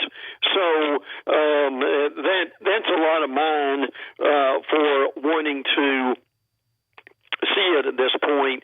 But again, the game you're going to, obviously, Alabama still with a shot, Utah, Oklahoma in their game, and boy, that's no gimme at all with Oklahoma State. I know they've had to replace their quarterback, but that game at Stillwater, and boy, they'd love nothing better than to keep Oklahoma out of the playoffs, wouldn't they, Brett? Oh, again, it comes down to who can inflict the most damage and kind of make somebody really miserable all the offseason, and that's how dangerous these teams are, like you said when we first started. Do you think Mike Norvell is on a shorter list for FSU or not? Yeah, I think he probably is. Now, what I think may be now look, I don't know this for sure, but I think Matt Campbell at Iowa State may be their guy. Look, be it good, be it bad, be it indifferent, the Bob Stoops rumors won't go away, and they probably won't, Brad, until they hire somebody. So, but is Norvell included in that? Top 3? Yeah, I think he probably is. So but they. See, I still say the guy they should have hired was Mark Stoops of Kentucky. That he could have come in. Would he have won the press conference? No. But if he comes in, he's there. Brett? 10 years. 8, 10 years, something like that. It gives them some stability. They haven't had. Is he the sexy name? Probably not. But I'm telling you, and you're close to that situation, at least by proximity. If you go to Kentucky and get to multiple bowl games, you come to Ford State and win, I think, right? Yeah, but I really respect his resolve and his comfortability with that job. And I think a lot of people are thinking, hey, I can do at Kentucky what Frank Beamer did at Virginia Tech, to a degree what Mike Gundy, and again to another degree what Pat Fitzgerald has been able to accomplish at Northwestern. Now, in those two cases, well, really in all three, Frank Beamer, Mike Gundy, and Pat Fitzgerald, that was alma mater. That was their beloved place. Right. A little different for Mark Stoops, but he got up there, and that's it. You get up to, for sure, you get to the Cincinnati suburbs, very Midwestern, very Big Ten feel, and he's embraced that, and he knows that, and maybe he's suited for the job, and maybe he's got from Mitch Barnhart. I don't know, but maybe from Mitch Barnhart, we'll be here with you if you have a lesser year. If you had to backtrack to a 4-8 or a 5-7, we're going to stay with you. If he has that agreement there, get happy, and stay. Well, and listen, there's nothing wrong with that, because if he does, they'll build a statue of him at some point, won't they, Brett? They will, because of what he's done. And look, I know that Norvell at Memphis is a hot commodity, but listen, the thing you said, I think has a lot of validity. I think we're seeing some of these guys, instead of being just the lily pad, that they can go to schools and create a much better job than what it may have been before. Mike Norvell's good by staying there several years. Could Satterfield do that at Louisville? Maybe. I think he's done a tremendous job. As a matter of fact, you've got in that game this weekend two of the better coaches around who have made it solid jobs. I think we're in a different day, Brett, where it's not automatic that you keep climbing the ladder, because there are just times. I'm not saying P.J. Flex can do this in Minnesota. He could, but I think what's also refreshing is some of these schools have realized if we pony up and we make this guy comfortable, he may stay here 5 to 7 to 10 years instead of being here 3 and flying the coop from somebody else. And Chris Peterson, I thought he stayed at Boise a long time after he could have gracefully left. A lot of SEC places took a swing at him, and he just didn't want to do that. He understood himself. He understood Boise. And then in that same part of the world, he did eventually take Washington. And maybe Mike Norvell does that here. Could be. And listen, there's nothing wrong with that. And I'll tell you this, Brett, and to me, this would be another emphasis for going to expanding the playoffs.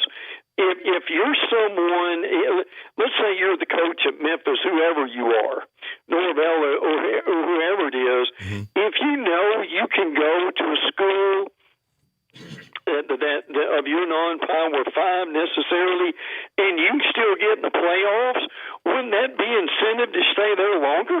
Yeah, and Brent, I know at some point, and we're seeing it circulate that Chad Morris had a 11,000 square foot house that now is for sale in Fayetteville for $3.5 million. I can't imagine 11,000 square foot anywhere, Really? much less in Fayetteville. And I can't imagine calling the real estate agent and wiring the $3.4 million in there anywhere on earth for anything, Beverly Hills included. But at some point, maybe Mike Norvell, maybe Pat Fitzgerald obviously has, $2-3 million. I can get by on that. I don't need 6. And with 5 and 6, guess what comes with it? The pressure. Oh, yeah, more pressure that goes with. And look, at some point, and you particularly think about this with the Sabins and the Myers and these other guys, Kirby. I mean, Brett, I know a lot of our folks listening to us on the interstate would probably think, well, I'd love to have some of that. But if you're in that position, I mean, how many cars and houses and so forth can you buy? And look, these are guys I'm sure their families appreciate it. But Brad, these are guys that work in 80 and 100 hours a week. No matter how much money they have, that they're not going to spend it, are they? They're never home. I mean, they. That's what I mean. I can't remember. It may have been an Alabama open date this year, and Game Day interviewed Nick Saban by his pool, and Reese or someone jokingly said, "Hey, Coach Saban, when was the last time you were actually in that swimming pool enjoying it?" And he said, last summer with the grandchildren. He said, I didn't know it was out here until I came out here to do this interview this morning. They don't have real lives. They work and grind all the time. Brent, I want to say happy Thanksgiving to you and yours, and really appreciate you for all the contributions you make with us throughout the year, and enjoy this feast of food and football this weekend. Thank you, sir. Well, listen, we will. And Brett, on the way out here, let me say, what a shame that, and I know people pile on the NCAA, but I mean, realistically, Brett, what a blooming shame that Missouri could not have got word about this, A, sooner, and B, that they could not have got this corrected. It's a sermon on another day, but they cooperated, they gave everything up. They should have got some consideration for that, but unfortunately they didn't. They did not. Brent, thank you so much. We'll visit next Tuesday. Thank you, brother. Take care. Happy Thanksgiving to you and yours. Thank you. Brent Beard talking college football with us from Jacksonville way, and I've got some thoughts about the Mizzou situation. I hadn't gotten to them yet, and it's really a shame because at SEC Media Days, they thought they were going to get word of relief that week. They kind of swung me into believing it too, and then we wait, and then they do nothing other than uphold the decision, and really gave them the slow burn all year.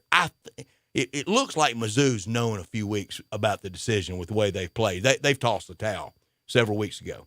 It's looked like it, but, I mean, you're still sitting here at 5 wins with Arkansas being your last game, so you're looking at a 6-6 victory going to a bowl, and it kind of just takes everything out of the game, because at least before this decision came down, you said, well, I know it's 50-50 right now whether we'll be eligible or not. Well, that's the who cares game Friday in Little Rock. Oh, it's so bad. I mean, the motivation there, and that's a shame for the fans that roll out Saturday at War Memorial. I want to tell you about Jason's Deli. Happy Thanksgiving from Jason Deli, and happy holiday season. I know we're at the time of the year there's going to be a lot of holiday get-togethers, a lot of eating, and you can start your holiday fun at Jason's Deli, catering anytime, anywhere for all the office parties. Go to jasonsdeli.com and find out more. Jason's Deli, all about choice, regardless if you seek a gluten-free menu, vegetarian sandwiches, healthy kids' meals. If you'd like to invent your sandwich via the Build Your Own, you'll be delighted at Jason's Deli. Plenty of organic food to choose from, all the great salads, all the great soups, the meats, the cheeses, the breads, the spreads. Jason Deli, they like to say, wholesome food forever. It's a family thing. All these great locations like Ridgeway Road, Poplar and Highland, Olive Branch, and Cordova. And if you're in one of those, wrap it up with the complimentary ice cream. Check them out online as well at jasonsdeli.com. When we come back, we'll talk the National Football League and a lot of Lamar Jackson. He is the leader for sure right now for MVP of the NFL and maybe the team to beat, Drew's Baltimore Ravens. We do that next with Jeff Moore. You're listening to Sports Time with Wolo and Stats on Real Sports Talk, Sports 56, 96.1, and 87.7. Get happy with Johnny Radio's Happy Hour. Weekday afternoons from 1 till 3 on Sports 56, 96.1, and 87.7. Hi, this is John Conway with Conway Services. With a family coming home for the holidays, are you going to be running out of hot water? Not with a tankless water heater from Conway Services. It may be time for a tankless water heater that never runs out of hot water. Conway Services is making now the perfect time to replace that old energy-guzzling tanked water heater with 24 months to pay, interest-free. Or I'll give you $250 for that old tanked water heater. These energy-saving models only heat the water you use, saving you money on your gas bill every month. Plus, no more worrying about that tank bursting in your attic either. And you know with Conway Services, you'll be receiving our award-winning service every time. So call Conway Services, the Mid-South's premier tankless water heater professionals at 384-3511. That's 384-3511. And the first 30 callers with a 10-year-old water heater will come out and inspect it absolutely free. Call 384-3511. Conway Services. Call Conway today. I'm here with the great Pat Donahue from the Rendezvous Restaurant Shipping Department. Thanks, Brett. We've been shipping our ribs all over the country now for decades from our USDA-inspected shipping kitchen in the Pinch District. We hand-cook our ribs in pits that Mr. Charlie built over charcoal, just like they do at the restaurant. What comes in a rib box? We could do pork shoulder, we could do ribs, our sauce, seasoning, baked beans, coleslaw. We'll even throw in Pancho's cheese dip with our nacho boxes. We also put a bag of Rendezvous seasoned popcorn, heating instructions, some chef hats, some wet naps. We ship our ribs overnight, exclusively FedEx. And we don't ever want to use styrofoam, so we use corrugated cardboard, actually 2 boxes that fit nice together, so the ribs get to you, your loved ones, or your clients in a safe, wholesome manner. Are y'all gearing up at the Rendezvous for the holiday season? We've got ribs, shoulders, nacho boxes. We're stacking them high. The elves are working hard getting ready for the Christmas season. You can go to www.hogsfly.com or give us a call at 1-888-464-7359. Charlie Burgos' Rendezvous Restaurant in the alley since 1948. The holidays. Time for hot cocoa, mistletoe, and spreading joy.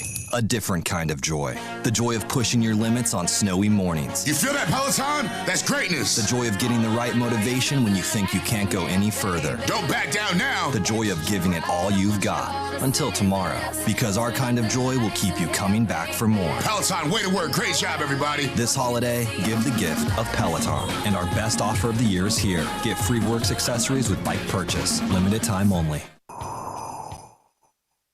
The holiday season is here, and it's time for our best offer of the year during the Ford Black Friday event. Now, for a limited time, get 20% estimated savings on select 2019 Ford models. You're ready, and so are we. Start the season off right, and don't wait to enjoy our best deal of the season. That is 20% estimated savings on select 2019 Ford models. The Ford Black Friday event ends soon, so hurry in today. Eligible on select 2019 model year vehicles. Vehicle must have arrived at dealer at least 61 days prior to the sale date. Estimated savings include an average dealer discount based on a sales survey of average discounts offered by Ford dealers nationally. Discount may vary. Dealer determines price. For all offers, take new retail delivery from an authorized Ford dealer stock by December 2nd, 2019. See participating dealer for complete details. Your nationally ranked Memphis Tigers football team is back home on the Friday after Thanksgiving against rivals Cincinnati. This is our city, our team, and our stadium. We showed the world what Memphis can do when we all stand together. And now it is time to do it again. Tickets start at just $20 and are available now at GoTigersGo.com or by calling 901-678-2331. It is Memphis Tigers football versus Cincinnati on the Friday after Thanksgiving. Sponsored by Sedgwick. Got something you want to get off your chest? You better have a backup plan. Want to join the conversation? Someone needs to tell him he has to grow up. Join us on the First Bank phone lines at 360-8255 or the First Bank text line at 67129. Now, more of Sports Time with Wolo and Stats on Sports 56 and 87.7 FM. This hour of Sports Time is brought to you by Homer Skelton Hyundai. Here once again are Dave Woloshin and Brad Norsworthy. Dave is on his way to New York City with the Tiger basketball team. That action Thursday against North Carolina State at Barclays. And then Friday, the big one, Friday afternoon at the Liberty Bowl for the conference for the West and to host next weekend and possibly a rematch against Cincinnati. At this time every week we talk the NFL with Jeff Moore. And, Jeff, we're just living in Lamar Jackson's world. We are. He's got fans in just about every state, and I'm okay by it. Everybody looks forward to watching him play because he's appointment TV. Well, he's such a humble guy. I mean, you can just see that he loves playing the sport.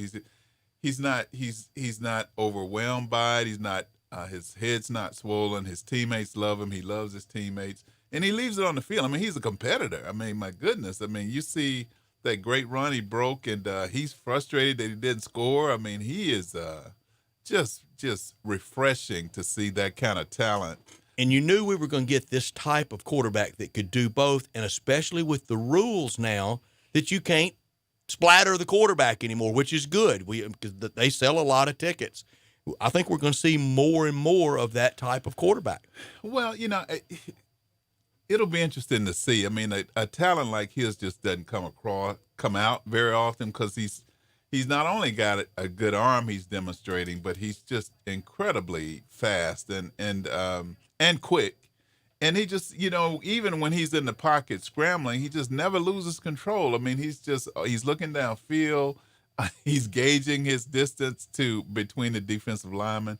It's just amazing to watch. I talked about it earlier. Saw an interview. Bobby Petrino coached him to the Heisman Trophy, and whatever you want to say, I know Bobby Petrino has sadly kind of become a punchline, but he was a great offensive coach in his career and a really good developer for quarterbacks, and especially when he had Garrett McGee, who was with him at a couple of stops. I saw an interview of Bobby Petrino talking about, of all the quarterbacks through the years, the mastery of the playbook, the brain of Lamar Jackson is in a league of its own, that he's that sharp. Yeah, I mean, now that's interesting to hear. But you can see that the patience that he shows in the pocket is really interesting to watch, especially with a guy with his kind of escape skills, because most guys, after a certain length of time, they're trying to move and watch out and look for where they can possibly either get space to get rid of the ball or look down the field. But you can tell he's expecting a guy to come open at some point, and that comes from really study. And throwing to a spot. And throwing to a spot, knowing, what defense he's playing against. And the speed of the Ravens, both offensively and on defense, just eye test. They look like the fastest team. Well, it certainly helps your defense whenever you're able to have the kind of offense that they have in Baltimore, and they do kind of complement each other. But your defense gets a lot of rest. Those guys are out there fresh.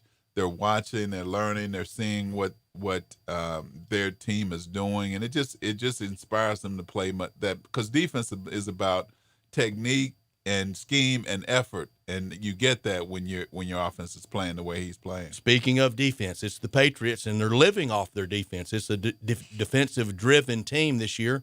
Not as much Tom Brady, and I don't think they don't have great speed on offense at any of the skill positions, and they miss Gronk. But Sunday afternoon, maybe not fair to stereotype like this, but when that game came on, you saw that weather, and you saw Bill Belichick on one side, I thought, no way Jason Garrett wins this game. It was close. They got a bad call, but he didn't win. I take Bill Belichick over most people. I take him over Jason Garrett every time. Well, any day, and that's, I think, one of the challenges that the Cowboys have had is that they really, I think, are not being coached up in terms of their team, and that's easier said than done because they're pros. But when you see the kind of mistakes that you make, and I can't remember the last time a punt was blocked in a professional game, that's coaching. I thought the call to kick a field goal late in the game when they had the Patriots backed up was a questionable call. Most people think a lot of people think that they should have gone for it then, and at least worst case, they had the Patriots backed up, and the Patriots offense wasn't doing a whole lot. Do you feel like it's a year that it's the Patriots are the team to beat? Would you dub them that right now? No, Baltimore to me is the team. Baltimore has beat them. But I know better than to go against Belichick and Brady, twice. Don't I? Yeah. I mean, of course, when all is said and done, I mean, you're going to have to prove it in the playoffs, and with the way their defense is playing, certainly they're going to be formidable. But Baltimore's done it, and Baltimore's not odd, and Baltimore seems to be focused on the ultimate prize and doing it the right way. They're having a lot of fun on the sidelines during the games, but they're playing hard between the lines, and I think it's making a big difference. You see Drew's T-shirt, don't you? Of course. He's a Ravens fan through and through. And, Jeff, you just know everything. You keep preaching the truth. And, Jeff, I don't know if we're going to be able to stand Dave. If San Francisco gets there with Jimmy Garoppolo and that defense looks like it could carry them by itself, if they get anything from that run game and Garoppolo to that tight end and the passing game, I like their speed too. Dave will be telling us he told us so all year about Jimmy G. Well, Jimmy G has a great supporting cast, but I think that the strength of that team is that defense. And I can't remember the last time I saw Aaron Rodgers literally humbled the way he was in that game. I mean, he barely had 100 yards passing, and it looked like Brian Hoyer. It was not pretty. Mm-hmm. The pressure that defense puts on you is just awesome. I mean, and they've got two real local products up front. DJ Jones from Ole Miss. If he doesn't make the tackle at the line of scrimmage, Dre Greenlaw from Arkansas is going to run them down at linebacker. And those guys are flying all over the place, but they have some of the fastest backs in the league. I mean, those guys can go the distance if they get a crease.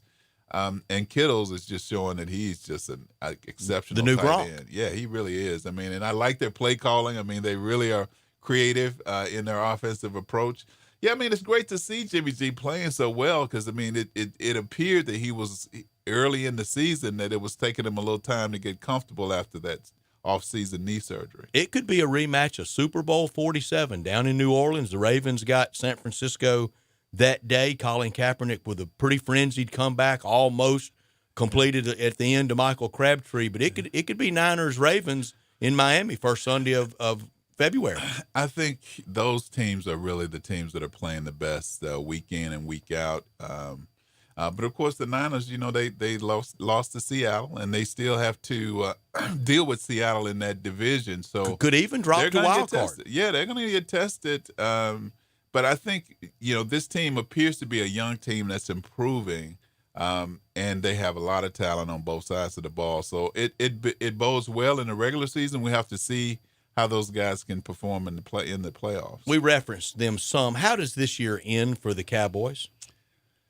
I don't think it's going to be pretty because I think, coaching is just not something you can just elevate, this late in the season. If you've got certain tendencies in the way that you look at your talent and the way that you call plays, offensively, defensively, special teams, it's hard to just, crank that up when it gets down to playoff time. And Jason Garrett has just shown that he's a 50, he's a 500 coach.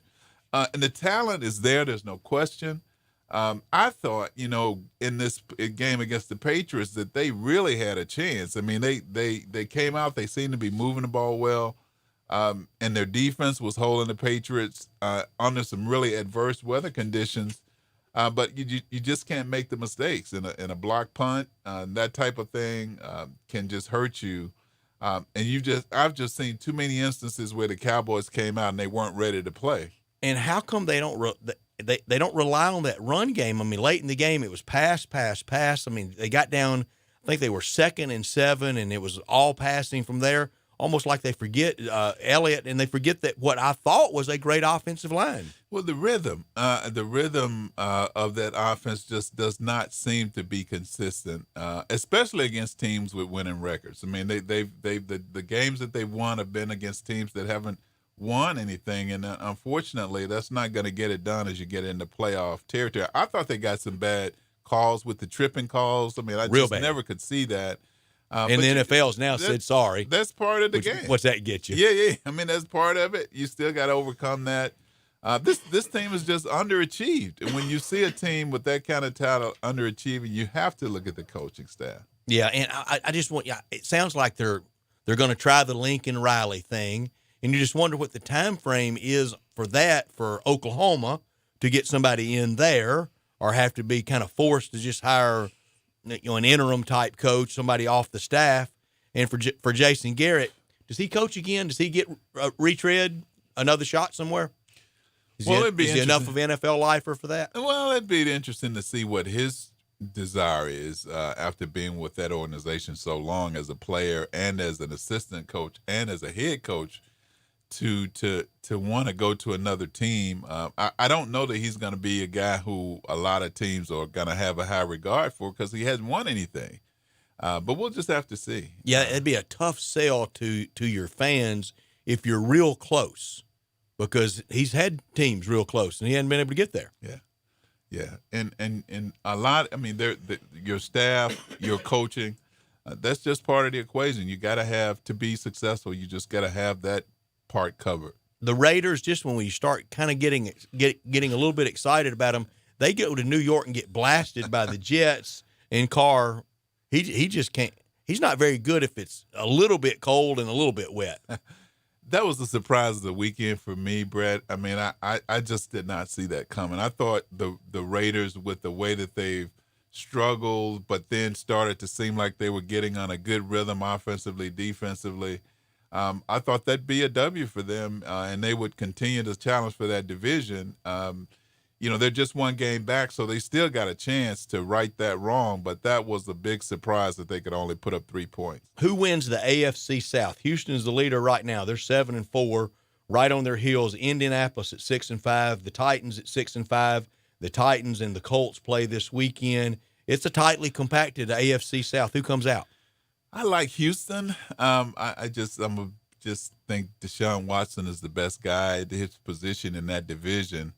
But I think it's going to be a dogfight. I mean, they're going to, as they typically do, they're going to struggle. They're going to play each other competitively throughout the rest of the season. But I think Deshaun Watson can get the Texans that division. What will be the final verdict on Phillip Rivers?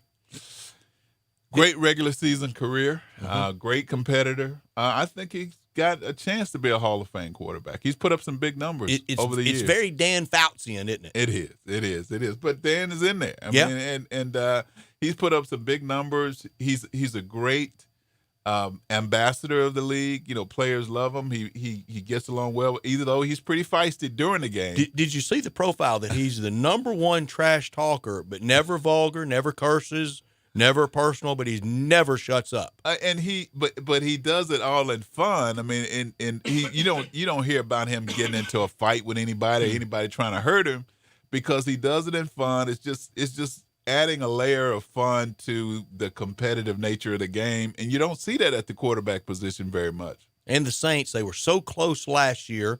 You picked them to win it all this year over Kansas City, right? I did, and I'm still a little nervous about that choice at this point. But, I mean, they're still in there at 9-2. Wobbly last week, but they won. Yeah. I mean, they can still get it together.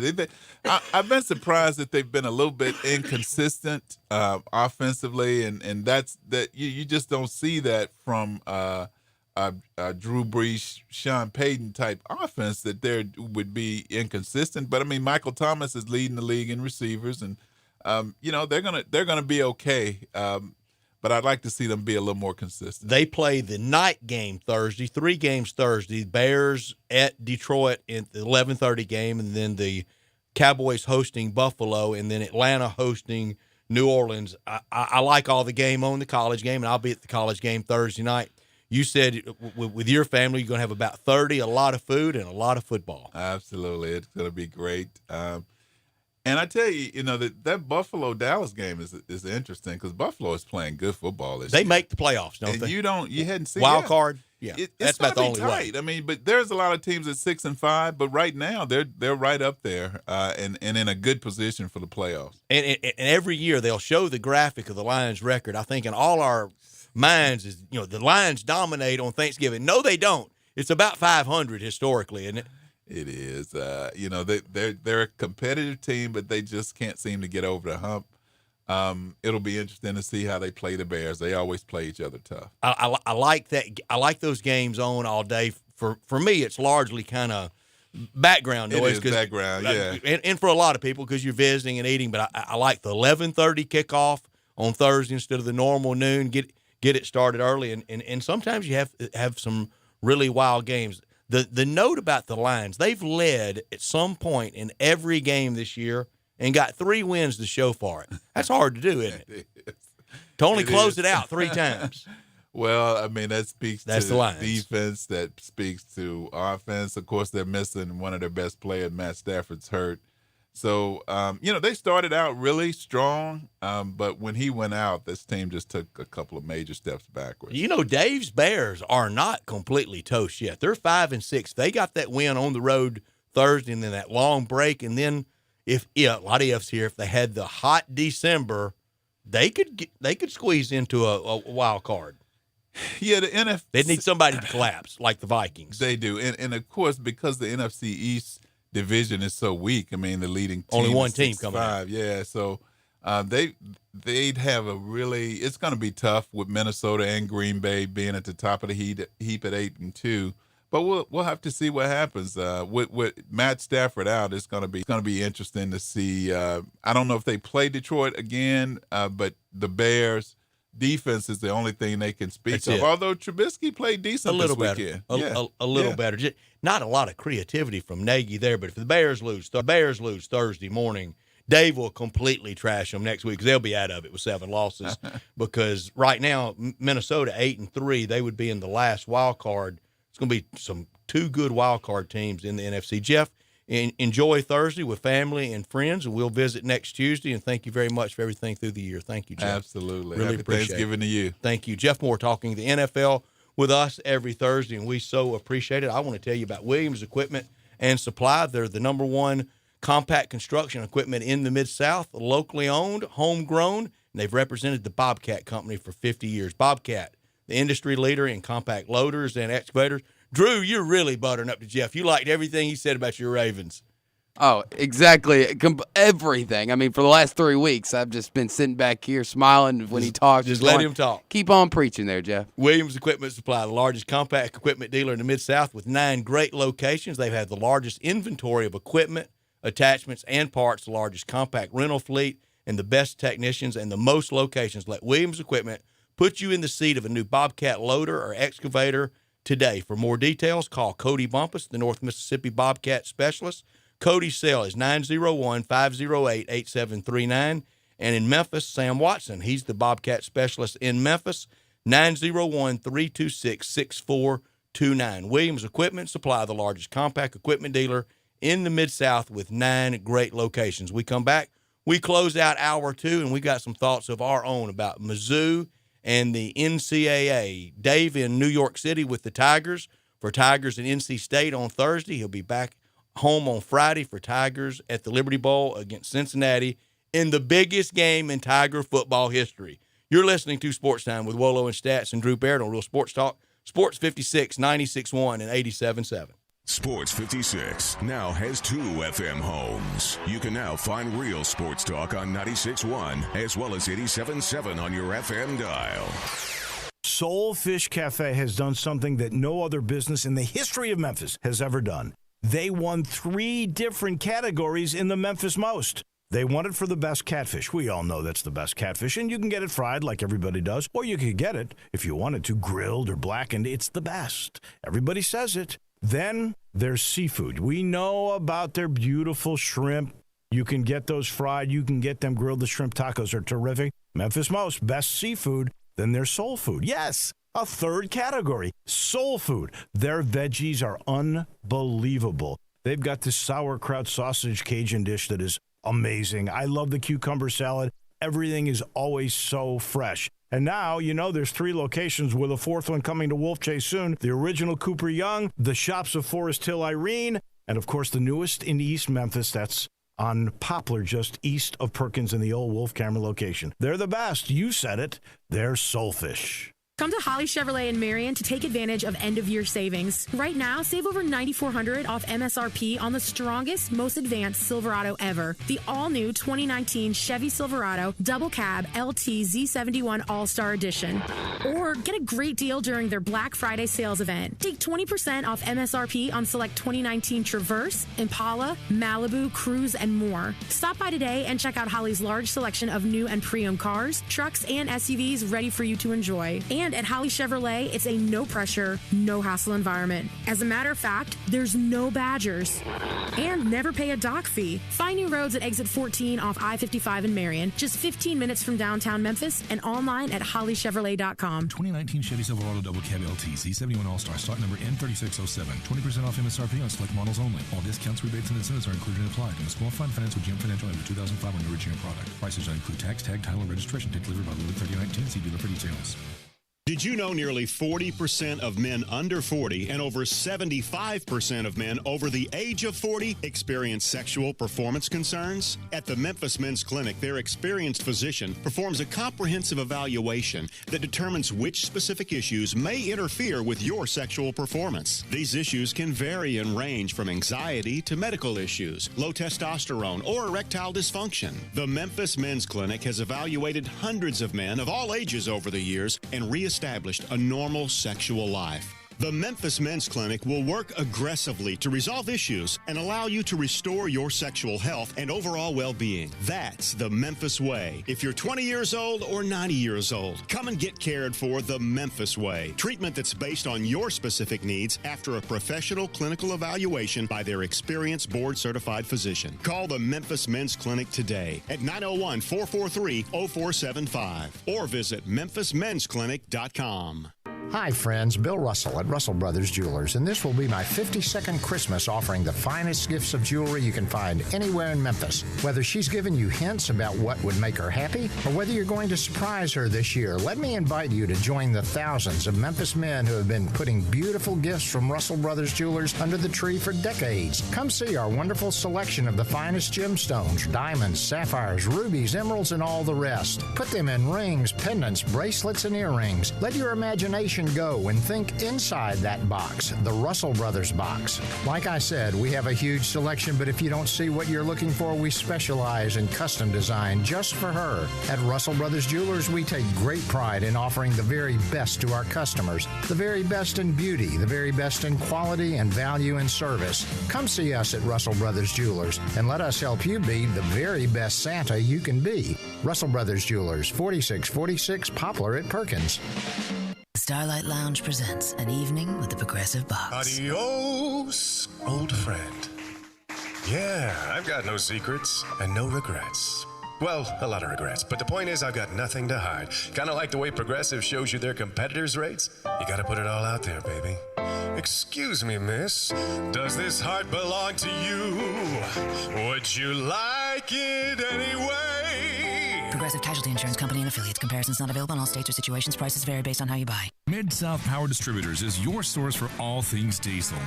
For more than 26 years, they've supplied all the diesel parts that you need. From simple repairs to complete overhauls, they have it all. Whether it's heavy, medium, light duty, agricultural, marine, or off-road, Mid-South Power is the leading source for all things diesel. Fuel injection, turbochargers, engine parts, alternators, starters, and brakes, they can supply all the parts and services you need. Stop in today at 3250 Mill Branch Road in Memphis or call 901-396-0710.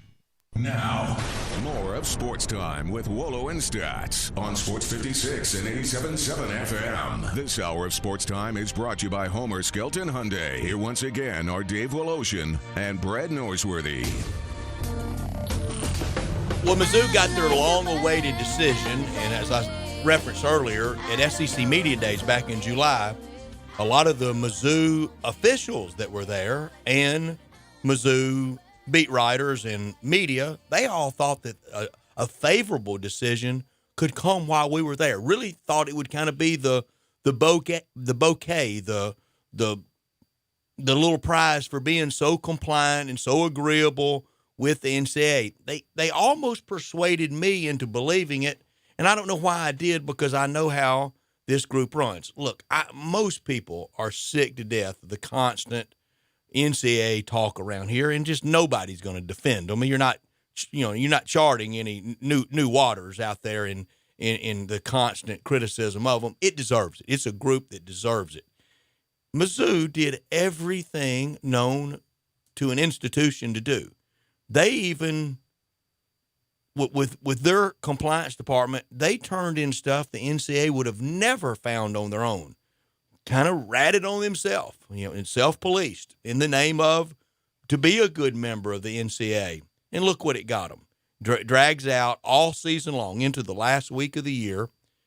And really a little bit surprised they didn't wait till about 4:30 on Friday after they beat Arkansas and go, oh, yeah, by the way, got a late Friday afternoon document dump. You can't go to a bowl. Or wait 10 minutes before kickoff, because they love to drop things right before games. That's like they did with Wiseman twice. Even better. Yeah, about 1:25 to do that on Friday. I think that game's kicks at 1:30 or so. Yeah, that's even better, Drew.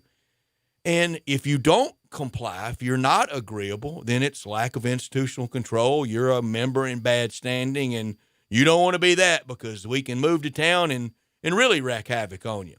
How do you deal with this? And can you think of a more reviled institution in the country?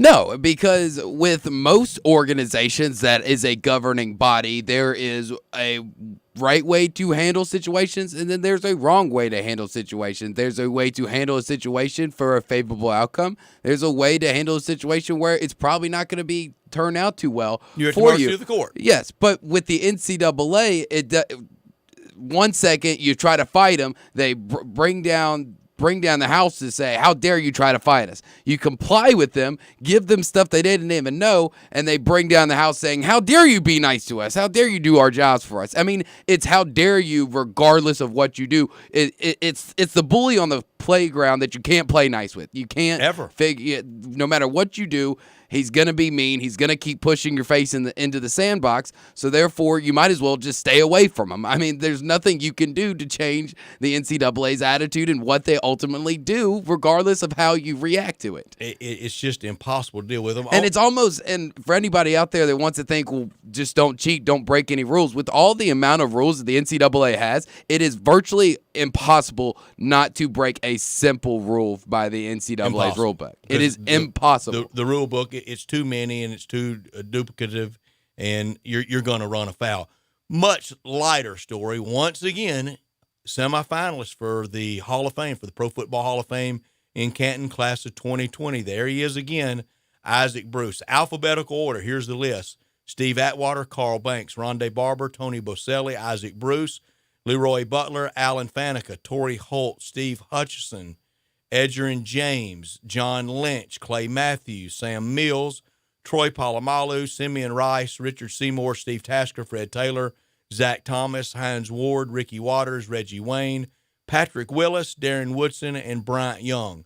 Isaac Bruce should be the shoe-in of the group. I think the next one should be maybe Patrick Willis, and I'm for Fred Taylor getting in. Over 11,000 yards rushing. I think he has the most yards rushing of someone eligible to be in that's not in. Steven Jackson's not far from him, and we just won't have many 8,000-yard rushers going forward in NFL, in football history. No, we won't, but I think one thing that I think would be really cool for the NFL to do, and especially in the 100th year, and they've already announced that they're going to have a bigger class this year. I think they're going to have that's going to be for some kind of old timers. Yeah, up to 20. I think it'd be really cool. I think that if you have two pairs of teammates go in, Isaac Bruce and Torrey Holt, and then Troy Polamalu and Hines Ward. I think that'd be another cool thing that they could do. I think they're nicely trying to say this is the settle all the scores, get it right years on the ones we've messed up on in the past. And I don't mind the bigger class. I know it's the Hall of Fame. I know that.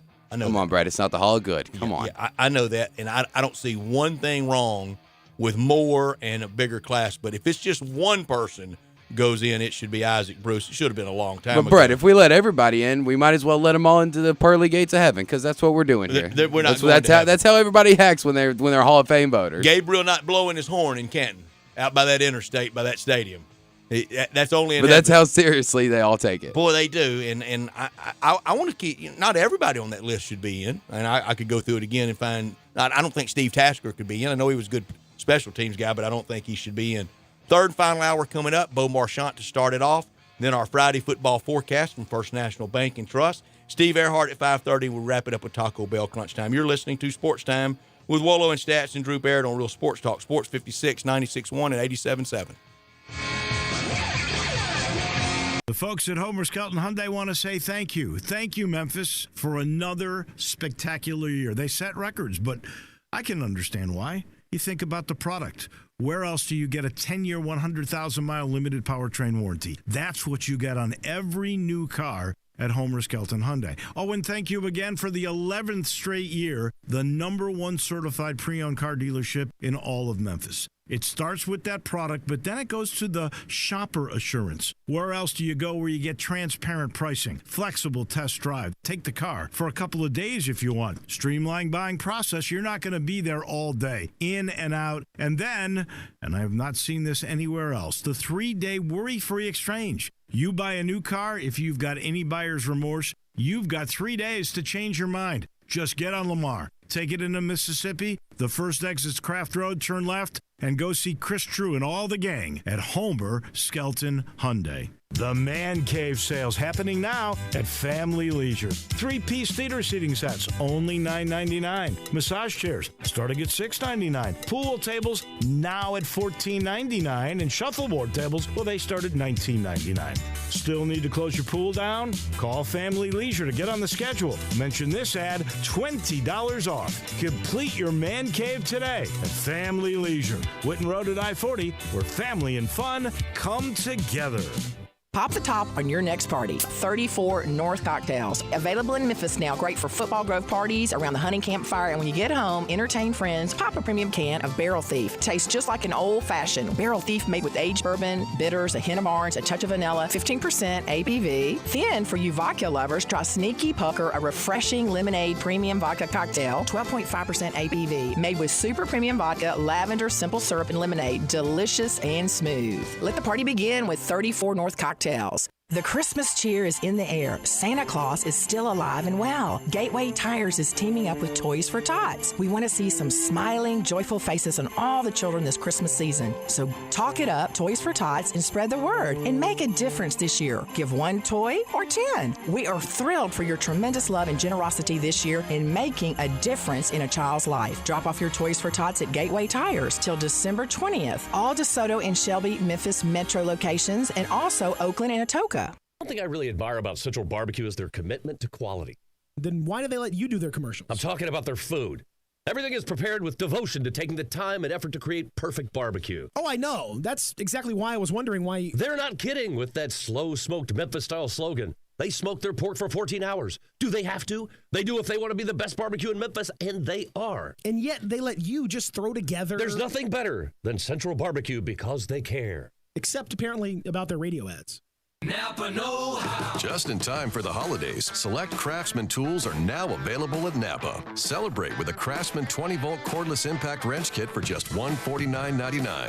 It's the perfect gift for everyone in your list, even you. So get great savings on select Craftsman tools, now available at your local Napa store. Quality parts, helpful people.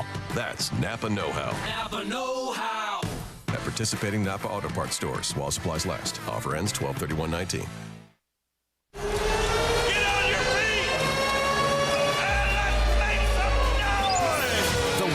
Play here. Tyree pulls for a 3. Good! What a bucket! A 3 in transition. Dunked by Buffin. Oh, my goodness. Yes. Schuler fires a 3. Good! DeMarte Schuler with a dagger. Catch the action all season long on your exclusive home for the Rebels.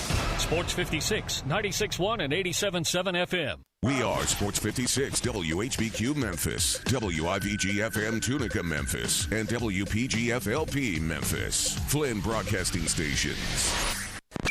Welcome back to Sports Time with Wolo and Stats. This hour of Sports Time is brought to you by DeSoto Auto Sales. Here once again are Dave Wolosian and Brad Norsworthy.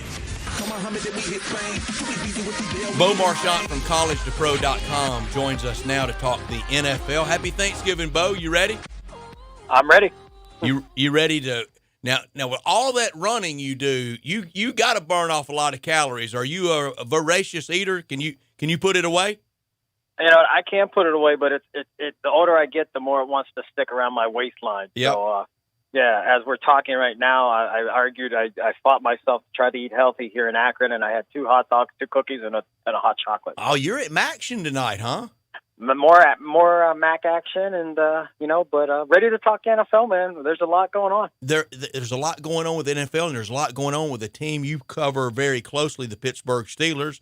Bo is based in Youngstown, Ohio, and he covers that part of the world. And this Sunday at Heinz Field, y'all may have to bring in the National Guard for Browns and the Steelers. Yeah, I might even put a sticker because I have Ohio plates, so I want to make sure that I look like I blend. Is Mason Rudolph? He's still a rookie. I know he was drafted last season, but very limited action. Horrendous last week, horrendous the week before. People just are craving Duck Hodges. Devin Hodges, they call him Duck. Mm-hmm. There's something about him when he came in that he just had a little bit more spark in the pocket. If he struggles, which he will come, you can't expect that much from a rookie all year long. especially an undrafted kid out of Samford. But nonetheless, at least the fan base and, what the Steelers think right now is, Hodges gives them the best opportunity to win on Sunday, and we'll see how it goes. Again, it's going to be a bend and break type game. The defense is going to have to play lights out, and they're going to have a methodical offense, probably not putting the ball downfield a lot. Maybe, Benny Snell can duplicate what he did last week, but it's going to be a wild one in Pittsburgh for sure. Bo, there's nothing more beloved, regardless of what his preseason rank might have been, than the immediate backup quarterback. I mean, it's just football. There was a time in Pittsburgh when Terry Bradshaw was the starter and Joe Gilliam was the backup from Tennessee State, that he was the backup du jour. Yeah, I don't know if I mentioned before, but when Ben went down in week 2, when I was walking, there's a guy, sells merchandise outside the stadium named Lonnie. We always just have quick words passing by, and I remember that game. He goes, Ben has to go. We got to put Rudolph in. Oh, yeah. Ben hurts the elbow. He's out. And I remember walking back. He's, putting his stuff away. I'm leaving the stadium later that night. And I said, "But you got your wish." And he looked at me like I never said that. So, your reality, it comes quick. And, a lot of people were kind of saying, hey, you know what? We're 0-1. We look bad against New England. Maybe it's Ben. But you come to realize pretty quick that, franchise quarterbacks are hard to find. And if you don't have one, ask the Miami Dolphins. Ever since they had, lost Dan Marino, they've been in search of one, and they basically tanked this year to hopefully get a new one. And it's hard to find one. It's hard. It's hard. It's very hard. And what Frank Reich did with Jacoby Brissett, especially as long as he was upright, but it is almost impossible to get to the third guy, even a guy with the great nickname like Duck Hodges. If the playoffs started today, the Steelers would be the 6th and final seed, the wild card. They would go on the road and play the Texans. I don't think they'd be scared of that game having to go play Houston.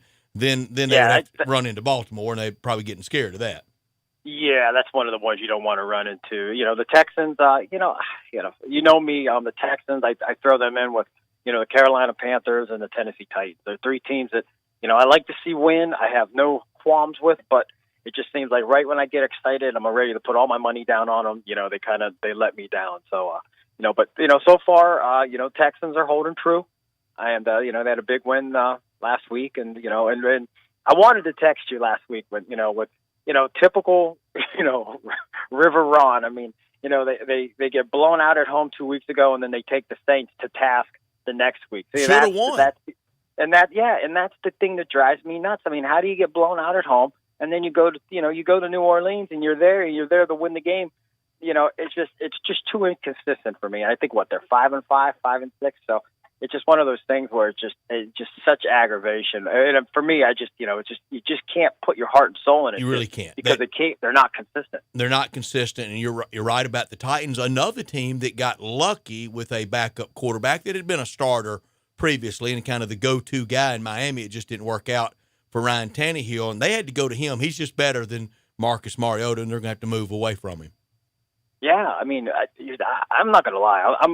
I'm surprised that they're playing so well with Tannehill in, because I still, think, highly of Mariota. I don't think he's, could just be written off. Maybe, somewhere else he gets a second shot. But Tannehill and that team, they're rallying around him, and they're playing well. Again, I don't want to get too excited because, right when I do, the Titans are going to kind of fall apart, and I don't want to do that to them. But at this point, I mean, with Tannehill, you could almost call him in a weird way. I mean, I know he wasn't hurt, but, almost like a comeback player of the year, the way he's playing. I mean, left for dead, traded out of Miami, back up in Tennessee, and now he has his team rolling. Big win they had against the Chiefs. So, a lot to be excited about if you're Ryan Tannehill. A lot to be excited about. Talking with Bo Marchant from collegetopro.com. He joins us every Tuesday afternoon, year-round, to talk the NFL, and everybody's still agog from last night in the Lamar Jackson show and the MVP year that he is now compiling. I think he has I don't know what the lead would be if it's horse racing, but it's by more than a nose over Russell Wilson now. It's a clear lead, I think. Yeah, right now, I mean, especially with Mahomes kind of falling off, being hurt, and then, Russell not just having Lamar Jackson's just so explosive. He was the one guy I saw, and, I wasn't convinced that Lamar Jackson was going to pan out. I was so skeptical, especially last year. I just didn't think it was going to work. And then they open up the year in Miami, and they throw all these points on the Dolphins. I'm like, well, that was just one game. But when I saw him against Pittsburgh, and a lot of people talk about the way Le'Veon Bell played. He's calm and he's patient. He's almost in slow motion. When you watch Lamar Jackson, he is such a fast player.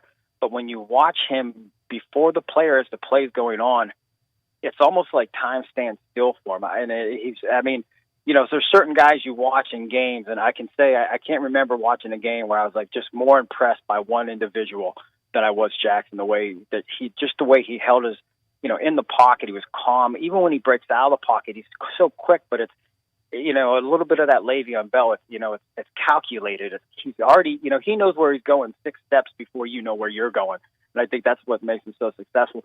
And big stat here.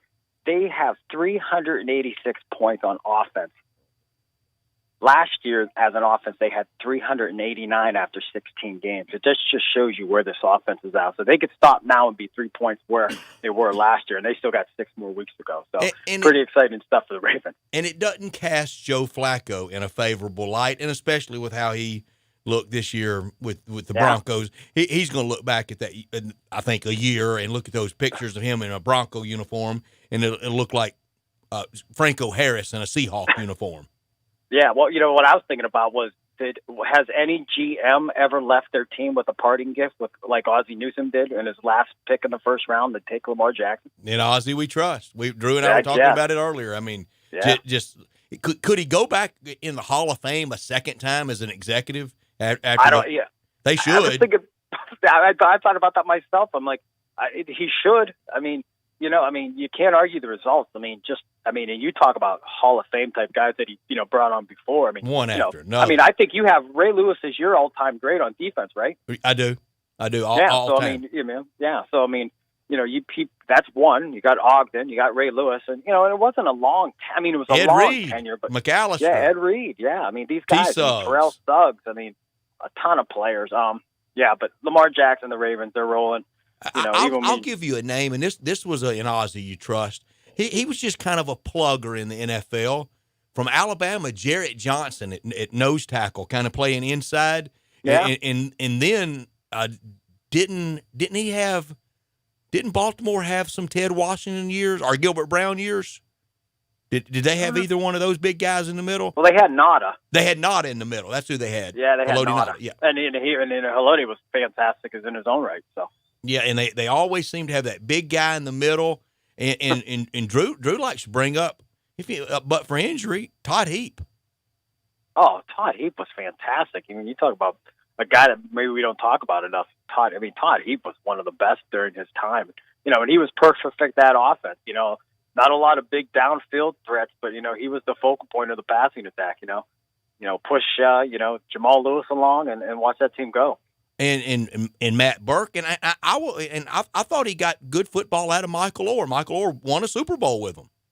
Yeah. It just goes back to Harbaugh too. I remember last year people were talking they wanted Harbaugh's job, and if you get this guy, people were trying to chase him off to a college job. Remember? Yeah. I think he's one of the best coaches. Even last year. You look at what he did with the talent he had, and now this team's just. This team is on fire. And prior to coming on me, Andrew, if they're able to even come close to doing what they did to the Rams last night, at 1:00 against San Francisco this weekend, it's going to be an exciting time for Baltimore. Right now, they're firing on all cylinders. They got a tricky, not a tricky schedule, but New England. The New England has the Chiefs, and then unless they kind of have a bump in the road, they're probably not going to lose another game. So it's going to be really difficult, I think, for the Ravens, even if they're immaculate, to kind of catch, New England in terms of just home field advantage for the playoffs. But we got a great text at 67129 at the First Bank phone line and text line, and I know he means it in a nice way, but I think even this guy would describe him this way. Hey, what about that big fat white lineman was a sports announcer for a little while? All together now, Tony Siragusa. Tony Siragusa. Yeah. Yeah. Tony's great. And I think the texter meant it in good fun. Bo, have a great Thanksgiving. We appreciate everything you do for us. Enjoy Thursday, enjoy the weekend, and enjoy the football on Sunday. Thanks. Hey, God bless all you guys, and happy Thanksgiving. Thank you, Bo. Bo Marchant with us every Thursday, talking the NFL. This hour brought to you every day by DeSoto Auto Sales, our title sponsor this hour. down in DeSoto County at 5704 Goodman Road, 662-890-7184. They check out all the cars from head to toe and unlimited inventory, every make, every model at DeSoto Auto Sales. No shortcuts taken. You're treated like family by kind, courteous employees, and they guarantee you the ultimate car experience. They know we're living in a world today that time matters. They'll have you test drive your car, get credit approved, paperwork done, all in about 45 minutes. Check them out online at DeSotoAutoSales.com, 5704 Goodman Road, 662-890-7184. Come on down to DeSoto County for that town and country experience at DeSoto Auto Sales on Goodman Road.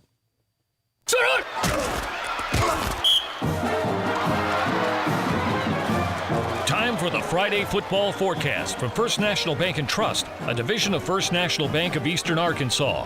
For real estate, commercial, ag, hunting, and recreational, contact them at fnbt.com or 901-498-5763. Friday football forecast from First National Bank and Trust, a division of First National Bank of Eastern Arkansas. Real estate isn't something you purchase or develop or desire. It's something you appreciate, respect, and know. With real estate, there's no gray area. You either know it or you don't. First National Bank and Trust, a division of First National Bank of Eastern Arkansas, they've known it since their beginning in 1886. Clients depend on First National Bank because they know real estate. Brooks Winchester, Nick Sutton, and many more can assist you in your acquisition of that hunting land, farmland, a construction project. Let First National Bank and Trust make your dreams a reality. 775 Ridge Lake Boulevard, Suite 140 in Memphis, 901-498-5763 or fnbtmemphis.com. That's fnbtmemphis.com. For commercial real estate, residential construction, or recreational and agriculture financing, let First National Bank and Trust help you, a division of First National Bank of Eastern Arkansas, where I've had an account and been a friend my entire life. Hey, we know it's not Friday afternoon. You don't have to remind us. We had to get in our picks, and we sure appreciate our friends at First National Bank and Trust, a division of First National Bank of Eastern Arkansas.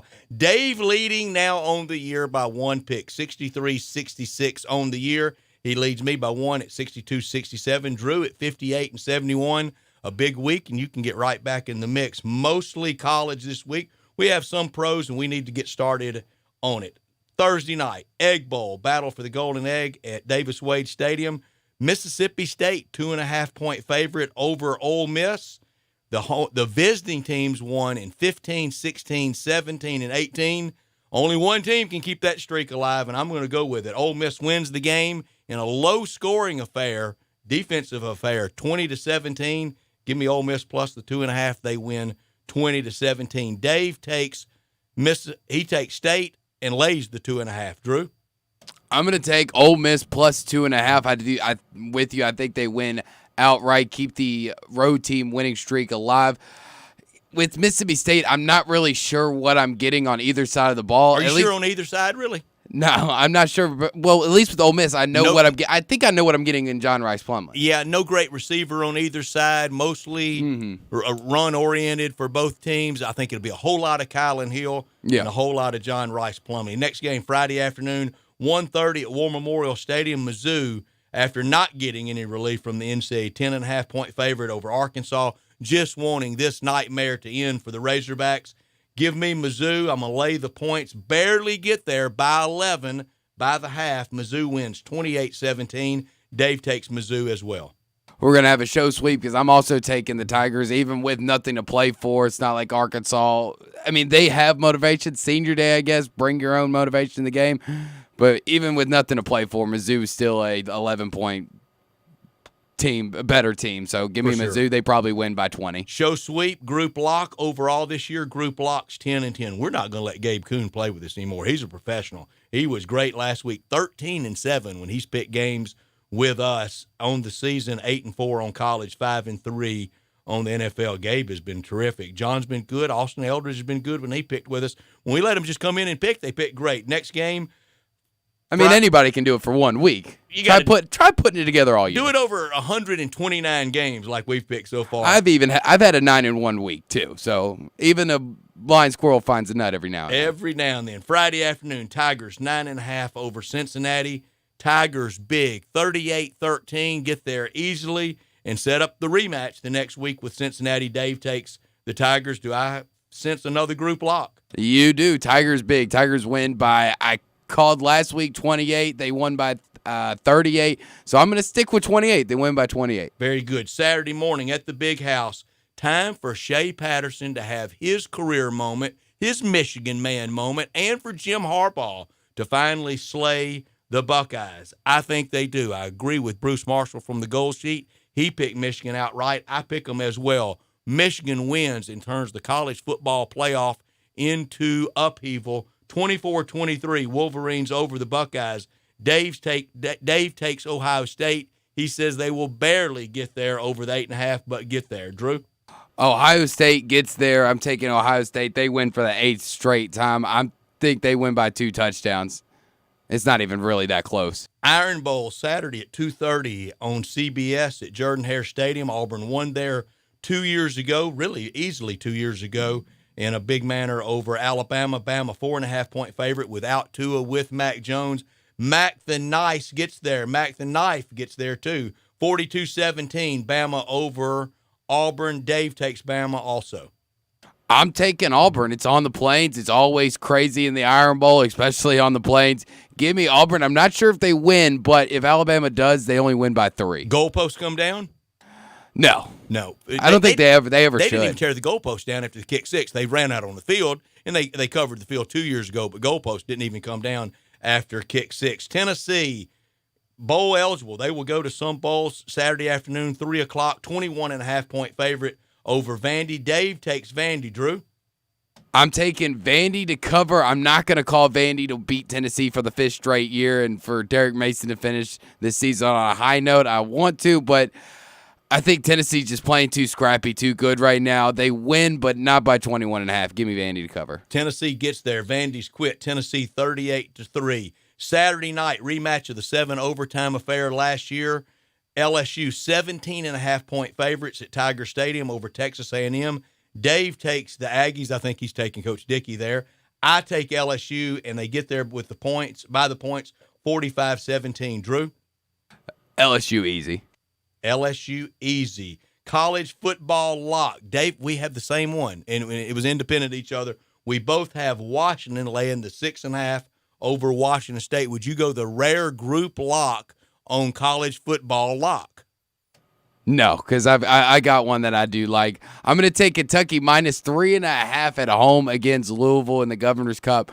And the ACC in general is just so bad that regardless of what SEC team they were playing, unless it's Clemson, South Carolina this week, I'm pretty much going to take. My college football shock plus the 4.5, not the year a lot of the preseason pundits thought they would have, but they have to win Friday afternoon to get bowl eligible. Scott Frost and the Cornhuskers straight up 27-24 over Iowa. Give me the 4.5. Dave takes East Carolina, and he gets 5.5 over Tulsa. Drew, your college football shock.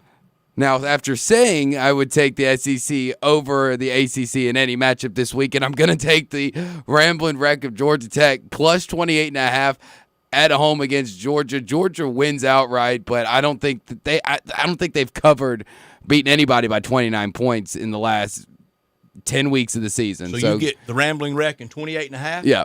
28.5, and they call that game clean, old-fashioned hate, and that's air quotes. We know what it means. NFL, Thursday morning, starts early. Chicago, Dave's Bears, 1.5 over Detroit. Guess who Dave took?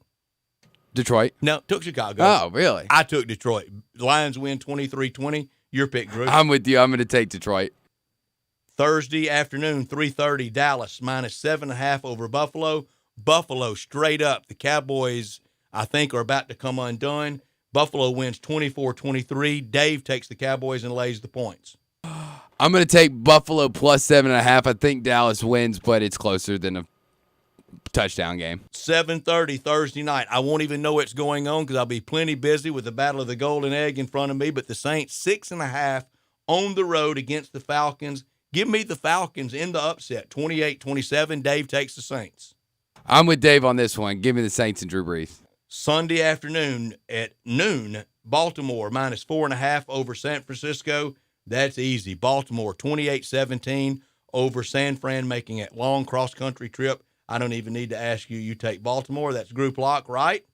Correct. New England on Sunday night. They're 3.5-point favorites on the road at Houston.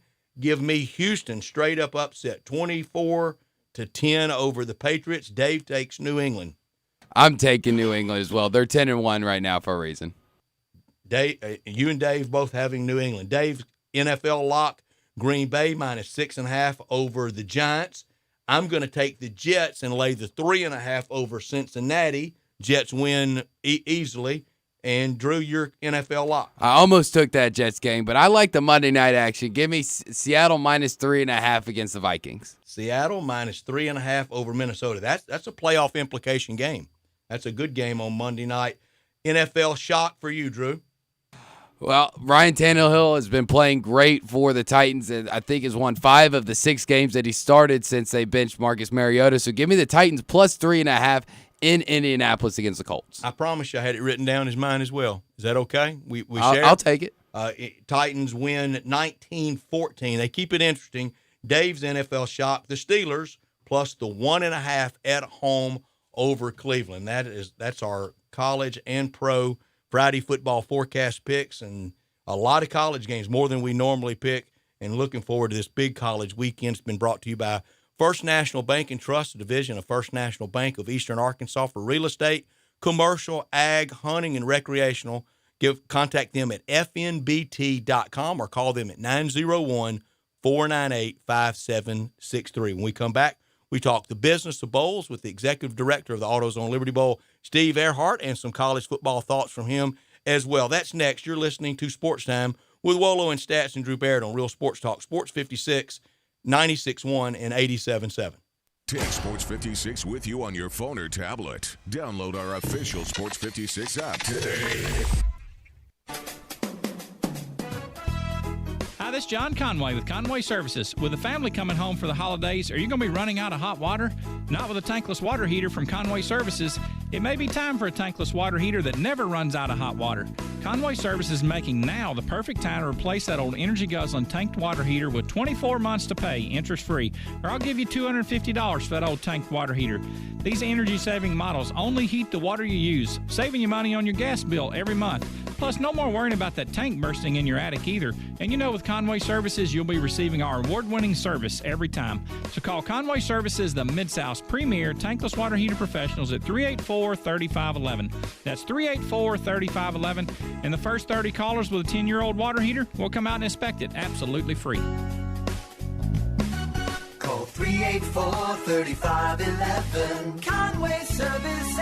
Call Conway today. For the best lineup of quality, fuel-efficient, and fun-to-drive vehicles, get to Wolf Chase Honda and Wolf Chase Nissan. Over 1,000 new certified and pre-owned vehicles in one great location. Catch the savings now during our huge model year-end sales event. Score an amazing deal at Wolf Chase Honda and Wolf Chase Nissan and get to the game in style at Germantown Road and Highway 64. Family owned since 1981. It's car buying time now during Wolf Chase Nissan's Summer Savings Event. More cars, better offers, and bigger savings than ever before. Model year-end savings on every new 2019 Nissan in stock. Financing as low as 0% up to 60 months on select models for qualified buyers with approved credit through NMAC. Hurry in for exciting summer savings. And remember, if your car says Wolf Chase Nissan, you got the best deal. WolfChaseNissan.com. Heater trouble? Make your first call your last call. Call Air Doctors of Memphis, 901-598-HVAC. Owner Matt Davis is a third-generation full-service air conditioning and heating specialist. Air Doctors of Memphis services all major brands, and labor and parts are guaranteed 100%. Their special winter price for a heater tune-up is just $59, and 24-hour service is billed at normal rates. Your comfort is their highest priority. Contact airdoctorsofmemphis.com or call 901-598-HVAC. Looking for a great place to deposit your money? Try First Bank. Competitive CD rates, a money market that moves with Wall Street prime and interest-bearing checking account options. Not to mention their friendly bankers who make decisions locally. To find out more, stop by one of First Bank's 3 local branches. 6482 Poplar Avenue, just east of International Paper.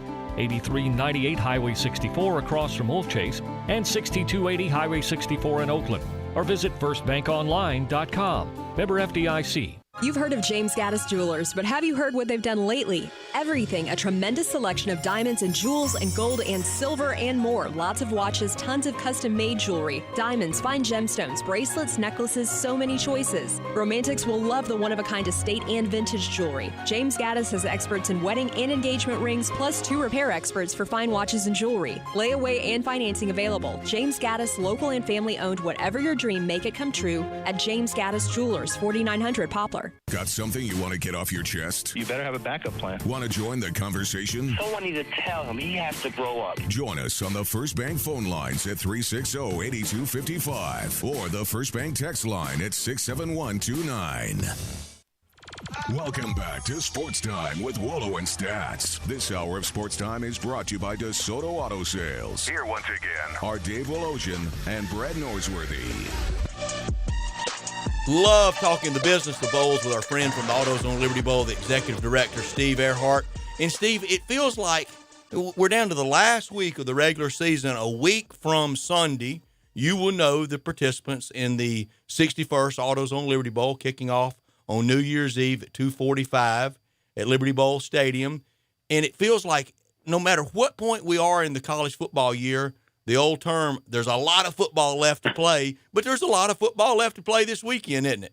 That's absolutely right. And in fact, we got some calls from the conferences today, and that was basically the end result. There's a lot of football they played, a lot of permutations, I was going to say, a lot of combinations that could fit together, and everybody is, of course, they're looking at the top 4, but then you got to look down at then filling the rest of what we call the CFP, which is we call it going up into the 12 spots in the 6 New Year's Day bowls, and then each conference has contracts with the bowls to allocate their teams. And in our case, we were certainly working with the Big 12, the SEC, and the American Conference involved with the AutoZone Liberty Bowl. And we finally got a ruling and some definition on Mizzou today. I'm not surprised. I hate it for Mizzou with it dragged out like this, but wasn't surprised by the decision. Regardless of what they do Friday afternoon in Little Rock, they're not going bowling this year.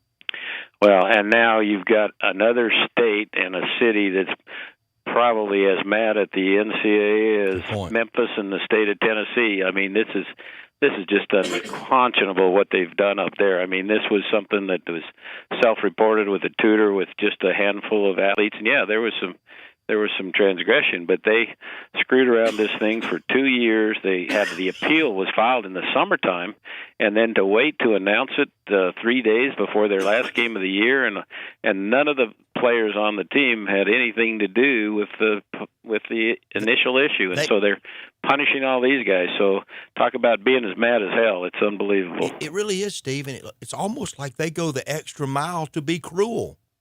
Well, there's no other way to say it but that. I mean, this is like they could have issued that. All they did was uphold the deal. They could have done that in last summer. Mm-hmm. And then the University of Missouri and all the players, they could have planned for that. But to do it the last game of the year, three days before the game, and I mean, heck, if I don't think they will, because young men ages 18 to 21 probably not going to do it. But you're basically just saying, your season's over. Yeah. Doesn't even bother to play that last game. So I wonder what's going to happen down there. But I guarantee if I was there, I'd be saying let's boycott this NCAA or do something there. But it's now I know there's another state, and I've read some of the responses by the folks up in Missouri. It's just like what was going on here in Memphis a couple of weeks ago. Sure, and everybody's really inflamed, and I just don't know of a more reviled institution or alphabet soup of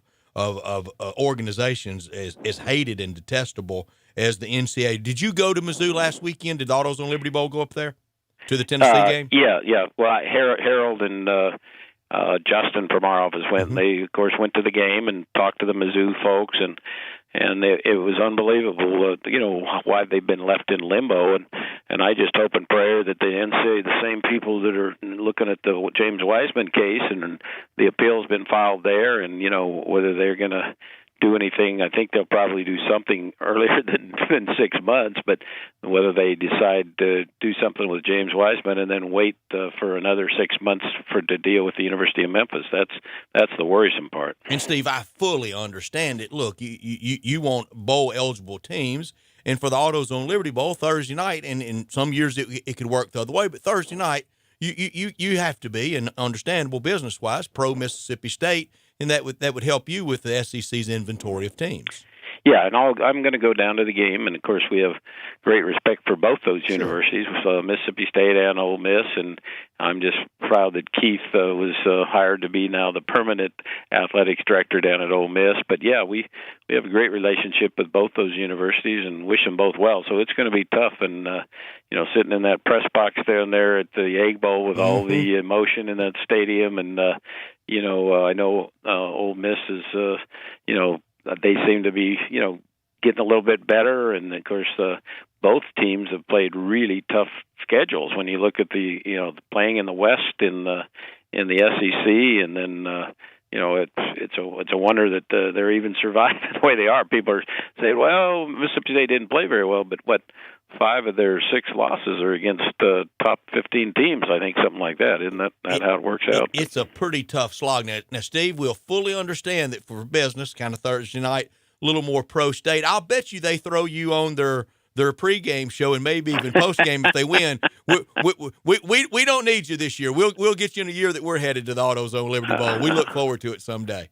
Great. Well, good luck to you. I know you're an Ole Miss guy through and through, but you got a little Arkansas blood in you too. And Arkansas, now that I imagine that the Mizzou kids are just down in the dollar there, that Arkansas might pull out a win there playing in the state there this week, and some other big games. And then there's so many twists and turns, but we're going to have a great ball game. Come on the 31st of December here. We've got just over a month here to go, but the teams will be selected, and that's the whirlwind day, which is a week from Sunday, when the CFP committee, who's been behind closed doors for the last 3 days there, and then they come out at noon, and then they make their announcement, and boy, it's bang, bang, bang. We got the notice today from the Big 12 that they call their bowl partners there, and we get 5 minutes on the clock, so to speak, to make our selection. So got to make it count. We got to be ready with with there, and then on the SEC side and the American side, it's more working with the conference offices there.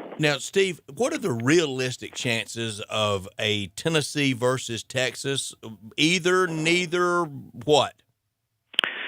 Well, I think we've got a shot at both of them, but again, there's a lot to be played and a lot of permutations, as I said, and a lot is out of our control because you've got the CFP making decisions on how many SEC teams go up, and when we say up into those 12 spots, and then how many are available, and would Tennessee even be available to us if now that the Missouri thing, we got to digest what that means in terms of, and that is in terms of how the other conferences turn out. Does Big 12 get 2 teams up, or do they only get 1 team up? Does the Pac-12? I think if Utah wins out, then they might sneak into that 4th position in the Final Four, and then Oregon, if they got beat, would be the next best team that would go to the Rose Bowl. And the same thing's true there with the Big 12. If they get 2 up, one of them will be in the playoff, the Final Four, and then one will be in the Sugar Bowl. So all the conferences are kind of intertwined. And Steve, I know you have a plan B, and we want the University of Memphis to win out, beat Cincinnati not once but twice, go to the Cotton Bowl and play Notre Dame or Florida, whomever, and win that one. I certainly feel that way. Are you looking at the American as a plan B? And I don't know if you'd want Cincinnati, a 3rd trip to town. Would SMU probably be the prime team from the American? Well, and you're right. And we've had an ongoing partnership with the American. It goes back to the days when we had the champion of Conference USA, and then as Memphis moved into the Big East, which then morphed into become the American Conference. And we primarily did that because we wanted to support our hometown team, the University of Memphis. So that's why we had a contract with Conference USA. Unfortunately, the Tigers never did win that conference, so we couldn't get them then. And then the Big East switched, but finally 2 years ago we were able to get the Tigers in the game, and it was terrific. And they played that 21-20 game, and unfortunately that's the game. Remember, Darrell Henderson got hurt the week before, so they lost their big running back, but they were thrown to the end zone there, almost pulled that out, beating a very good Iowa State team, but it was 21-20. So we've tracked with the American because we want to support our hometown university, and so we wish them best because this is a great opportunity for them to get to the CFP, and all they need to do is win the next 2 ball games. But that's going to be a tough order because it's tough to beat a team twice. Although I think that Memphis will take care of business. I don't think Cincinnati can outscore the Tigers. The Tigers just have too much offense, too much Mike Norvell, too many flyers on the field, and I think Cincinnati will play good defense, but I don't think they can score enough to, as I say, outscore the Tigers. A lot of firepower for that Memphis offense. I'm with you on that assessment of this Friday afternoon at the Liberty Bowl at 2:30. Steve, I didn't know this until today, but there's a very real chance of APR teams with a 5-7 record, having to fill some of the bowl slots out of 78, 39 bowl games. So we need 78 teams out there. And the Pac-12, they have a rule: no 5-7. If you're not 6-6, you can't, or at least 6 wins, you can't go to a bowl. Boy, I wish more teams would adopt, more conferences would adopt that, and that would squeeze the NCAA on certifying some of these crummy bowls. Well, you're right. We've been campaigning. Of course, we're the 7th oldest bowl game in America, and that's something for all Memphians to be proud of. This is our 61st year, and still, showcasing Memphis to the rest of the world, and economic impact, St. Jude, and patriotic theme. And so, again, I always want to thank all the constituents who supported this great tradition of the AutoZone Liberty Bowl. But you're right. Right now there's 5 openings. There's 73 teams that are qualified for those 78 spots. So that means you got to have enough teams get to 6, or if there aren't that many teams that get to 6. For example, in the case of Mississippi State, if they win, they get to 6, they're in. But if Ole Miss wins, then you've got 2 5-7 teams, and if there's not 5 more teams that qualify to fill those last 5 slots, then they start looking at which team has the best APR, and it's kind of a funky way that the NCAA decided how do we reward academic performance, and I know that the team that's on the rail there that could be a 5-7 that's got the best APR is Duke. So if Duke wins this week, they'll be 5-7, and if there is a slot, they'd get the first spot, and that's how Mississippi State got into the St. Petersburg Bowl. What was that, 3 years ago? Because Mississippi State had a high APR, and they won the game, didn't they? Yeah, they had a good experience down there, and for your Ole Miss fans, Ole Miss has the nod this year in the SEC universities. They have the highest APR of the potential teams that could be 5-7. So you got to look at it both ways. If you've got a team like Ole Miss, which is 4-7, and if they win, then they're 5-7, and or you got a team like Mississippi State who's 5-6, and if they lose, they could be 5-7, and they're both very close in APR. But looking around the country, I believe North Carolina's in the same boat. There's some other pretty good teams and I think Akron, one of the games that's going on tonight, right now, yeah. I think has got a team in that situation. So yes, it is technically possible, just like Mississippi State did a few years ago, for a 5-7 team to become eligible and play in a bowl, and then they stock the bowls with those teams, and that's why it was an unusual situation when the Bulldogs went to St. Petersburg, because that was an open bowl, and they were the 5-7 team with the highest APR, which is a tribute to both Ole Miss and Mississippi State that they have good academic record with their football players. And right back where we started, a lot of football to play. Steve, happy Thanksgiving to you and your family, and we'll do it again next Tuesday. And we're going to have Dave here one of these days on a Tuesday. Thank you, Steve. You got to get him back, but you do a great job. And thanks to everybody for all the help in the bowl. We had our Ladies of Liberty luncheon last week. The young players from the high school All-Stars will be getting together here next week, and so we're off and running. So thanks to everyone for all their help. Steve, happy Thanksgiving. We'll visit next week. Thank you. Thank you. Steve Earhart, the executive director from the AutoZone Liberty Bowl, with us every Tuesday afternoon talking the business of college football and the hometown bowl game in its 61st year of the AutoZone Liberty Bowl. Happy holidays to everyone from All-Star Chevrolet in Olive Branch. They wanted me to let you know, big thank you from them to you, to everybody driving All-Star Chevys, and each of you wanting to buy a new Chevy. Come drive an All-Star Chevy today. Silverado, Camaro, Traverse, and it's ABC simple.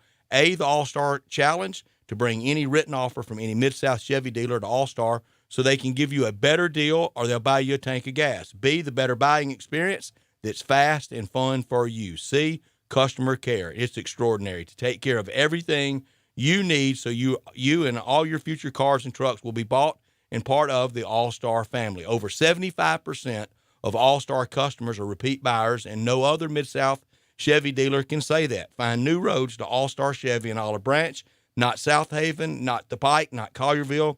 It's got to be Olive Branch. Go to allstarautogroup.com and find the one you want. If you don't see it there, they can get it for you fast. allstarautogroup.com, part of All-Star Chevrolet in Olive Branch. Drew, I think between football Thursday night and Saturday afternoon, I'm thinking on Monday it might be a dream come true for some listeners. No voice for me. It could wreck it. It could be the end of it. I mean, with the crud that you have already going on. I don't feel bad either. That's what's really that weird is about the this. weird thing, because it's not like you Woke up do Saturday anything morning to with make your voice or your chest to hurt. Uh-uh. So it's no weird. fever. It's weird that you would have that crud. No runny nose, no nothing. Somebody out there, ear, nose, throat doctor, help me out. What's going on? But it's about this. A couple of mornings when I've gotten up first thing, nothing. Phone rings. I'm trying to answer, and I'm not verbalizing. As I said, it may be some people's dream come true. The mute Brett. It's going to be the end of it. Oh, it's not my dream. This weekend, the college football game, I know what you're going to be, and you're going to be at a great one Friday afternoon. If you weren't going to the Tigers game and you could pick any one of them out there, all expense trip, gold-plated trip of a dream coming true, hotel, tickets on the 50-yard line, which game would you go to out of all of college football?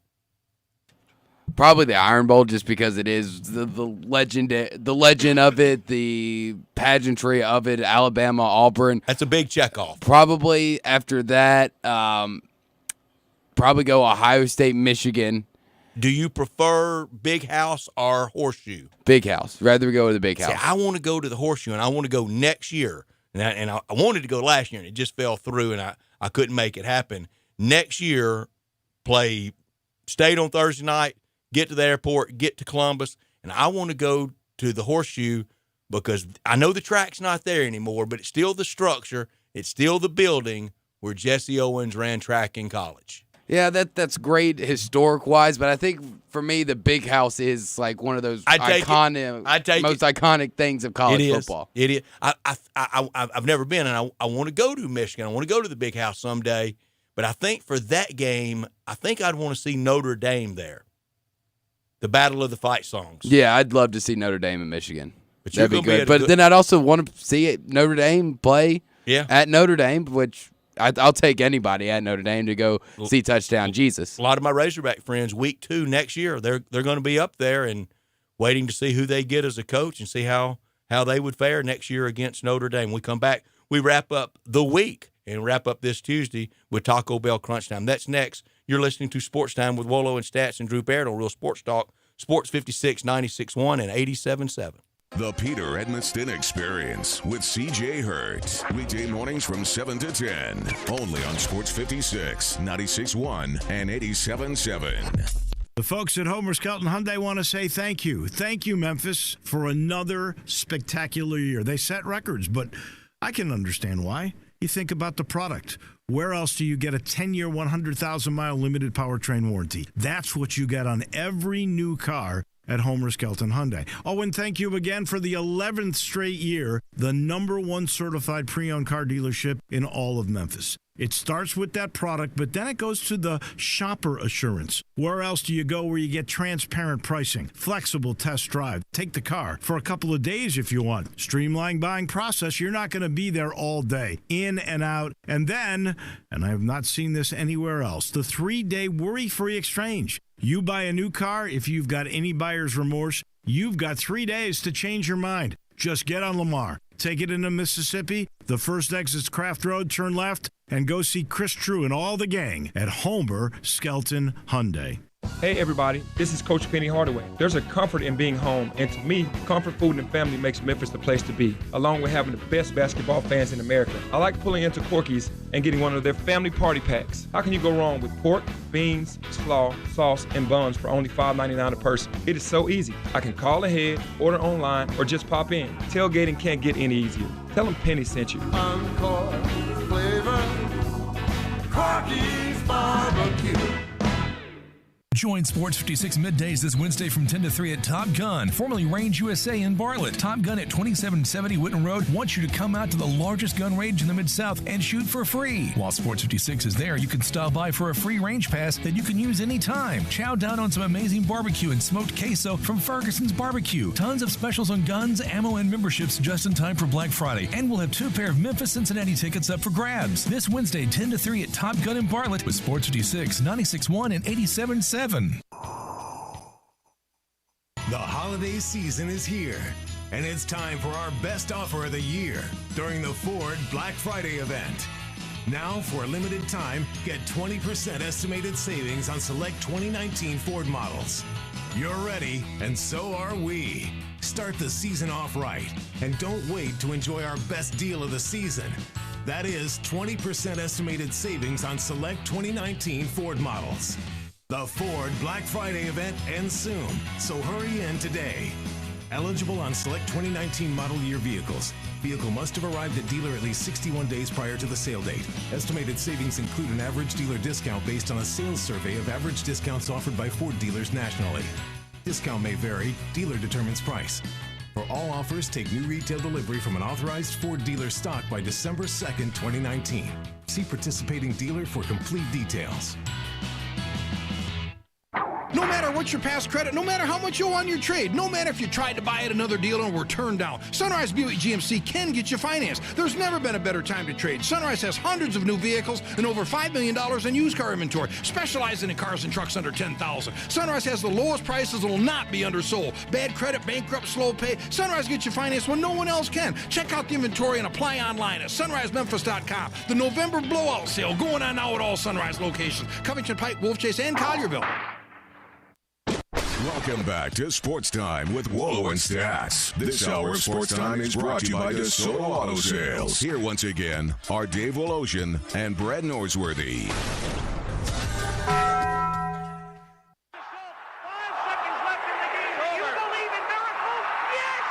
This is for all the it is crunch time. You are looking live. It's crunch time. In your life have you seen anything like that? Golly, I don't remember Just that one. Take questions again for the student athletes at this time, please. He's a professional. He's pretty classy for his age. In the crunch time, that's the frustrating part. Little Penny could make some appearances this year. Okay, I'm not huge into stats. Has it always been this way? What's happening, big dog? How you doing? Is this thing working? Immediately when the buzzer sounds, he lets out this shriek. He throw those ears forward. He was in stroke mode. It's obviously crunch time. Boop, boop, boop. That's what you're getting. Time for Taco Bell Crunch Time. Taco Bell, home of the crispy tortilla chips, topped with a double portion of either seasoned beef or shredded chicken, plus refried beans, nacho cheese sauce, reduced fat sour cream, guacamole, and a 3-cheese blend. Nachos Bel Grande, heaping portion of chips, topped with ground beef, tomatoes, beans, nacho cheese sauce, and a dollop of sour cream. Taco Bell, home to great food you get on your way home real fast, and they bring you crunch time every day. I want to again apologize for how froggy I've sounded the last 2 days. I can't help it. I hope I'm better by Monday, or it'll be nothing. But I learned today the speed of the Ravens. Learned it last night watching Monday Night Football. The speed of the Ravens at every position, and they just pounded. That was the defending NFC champ.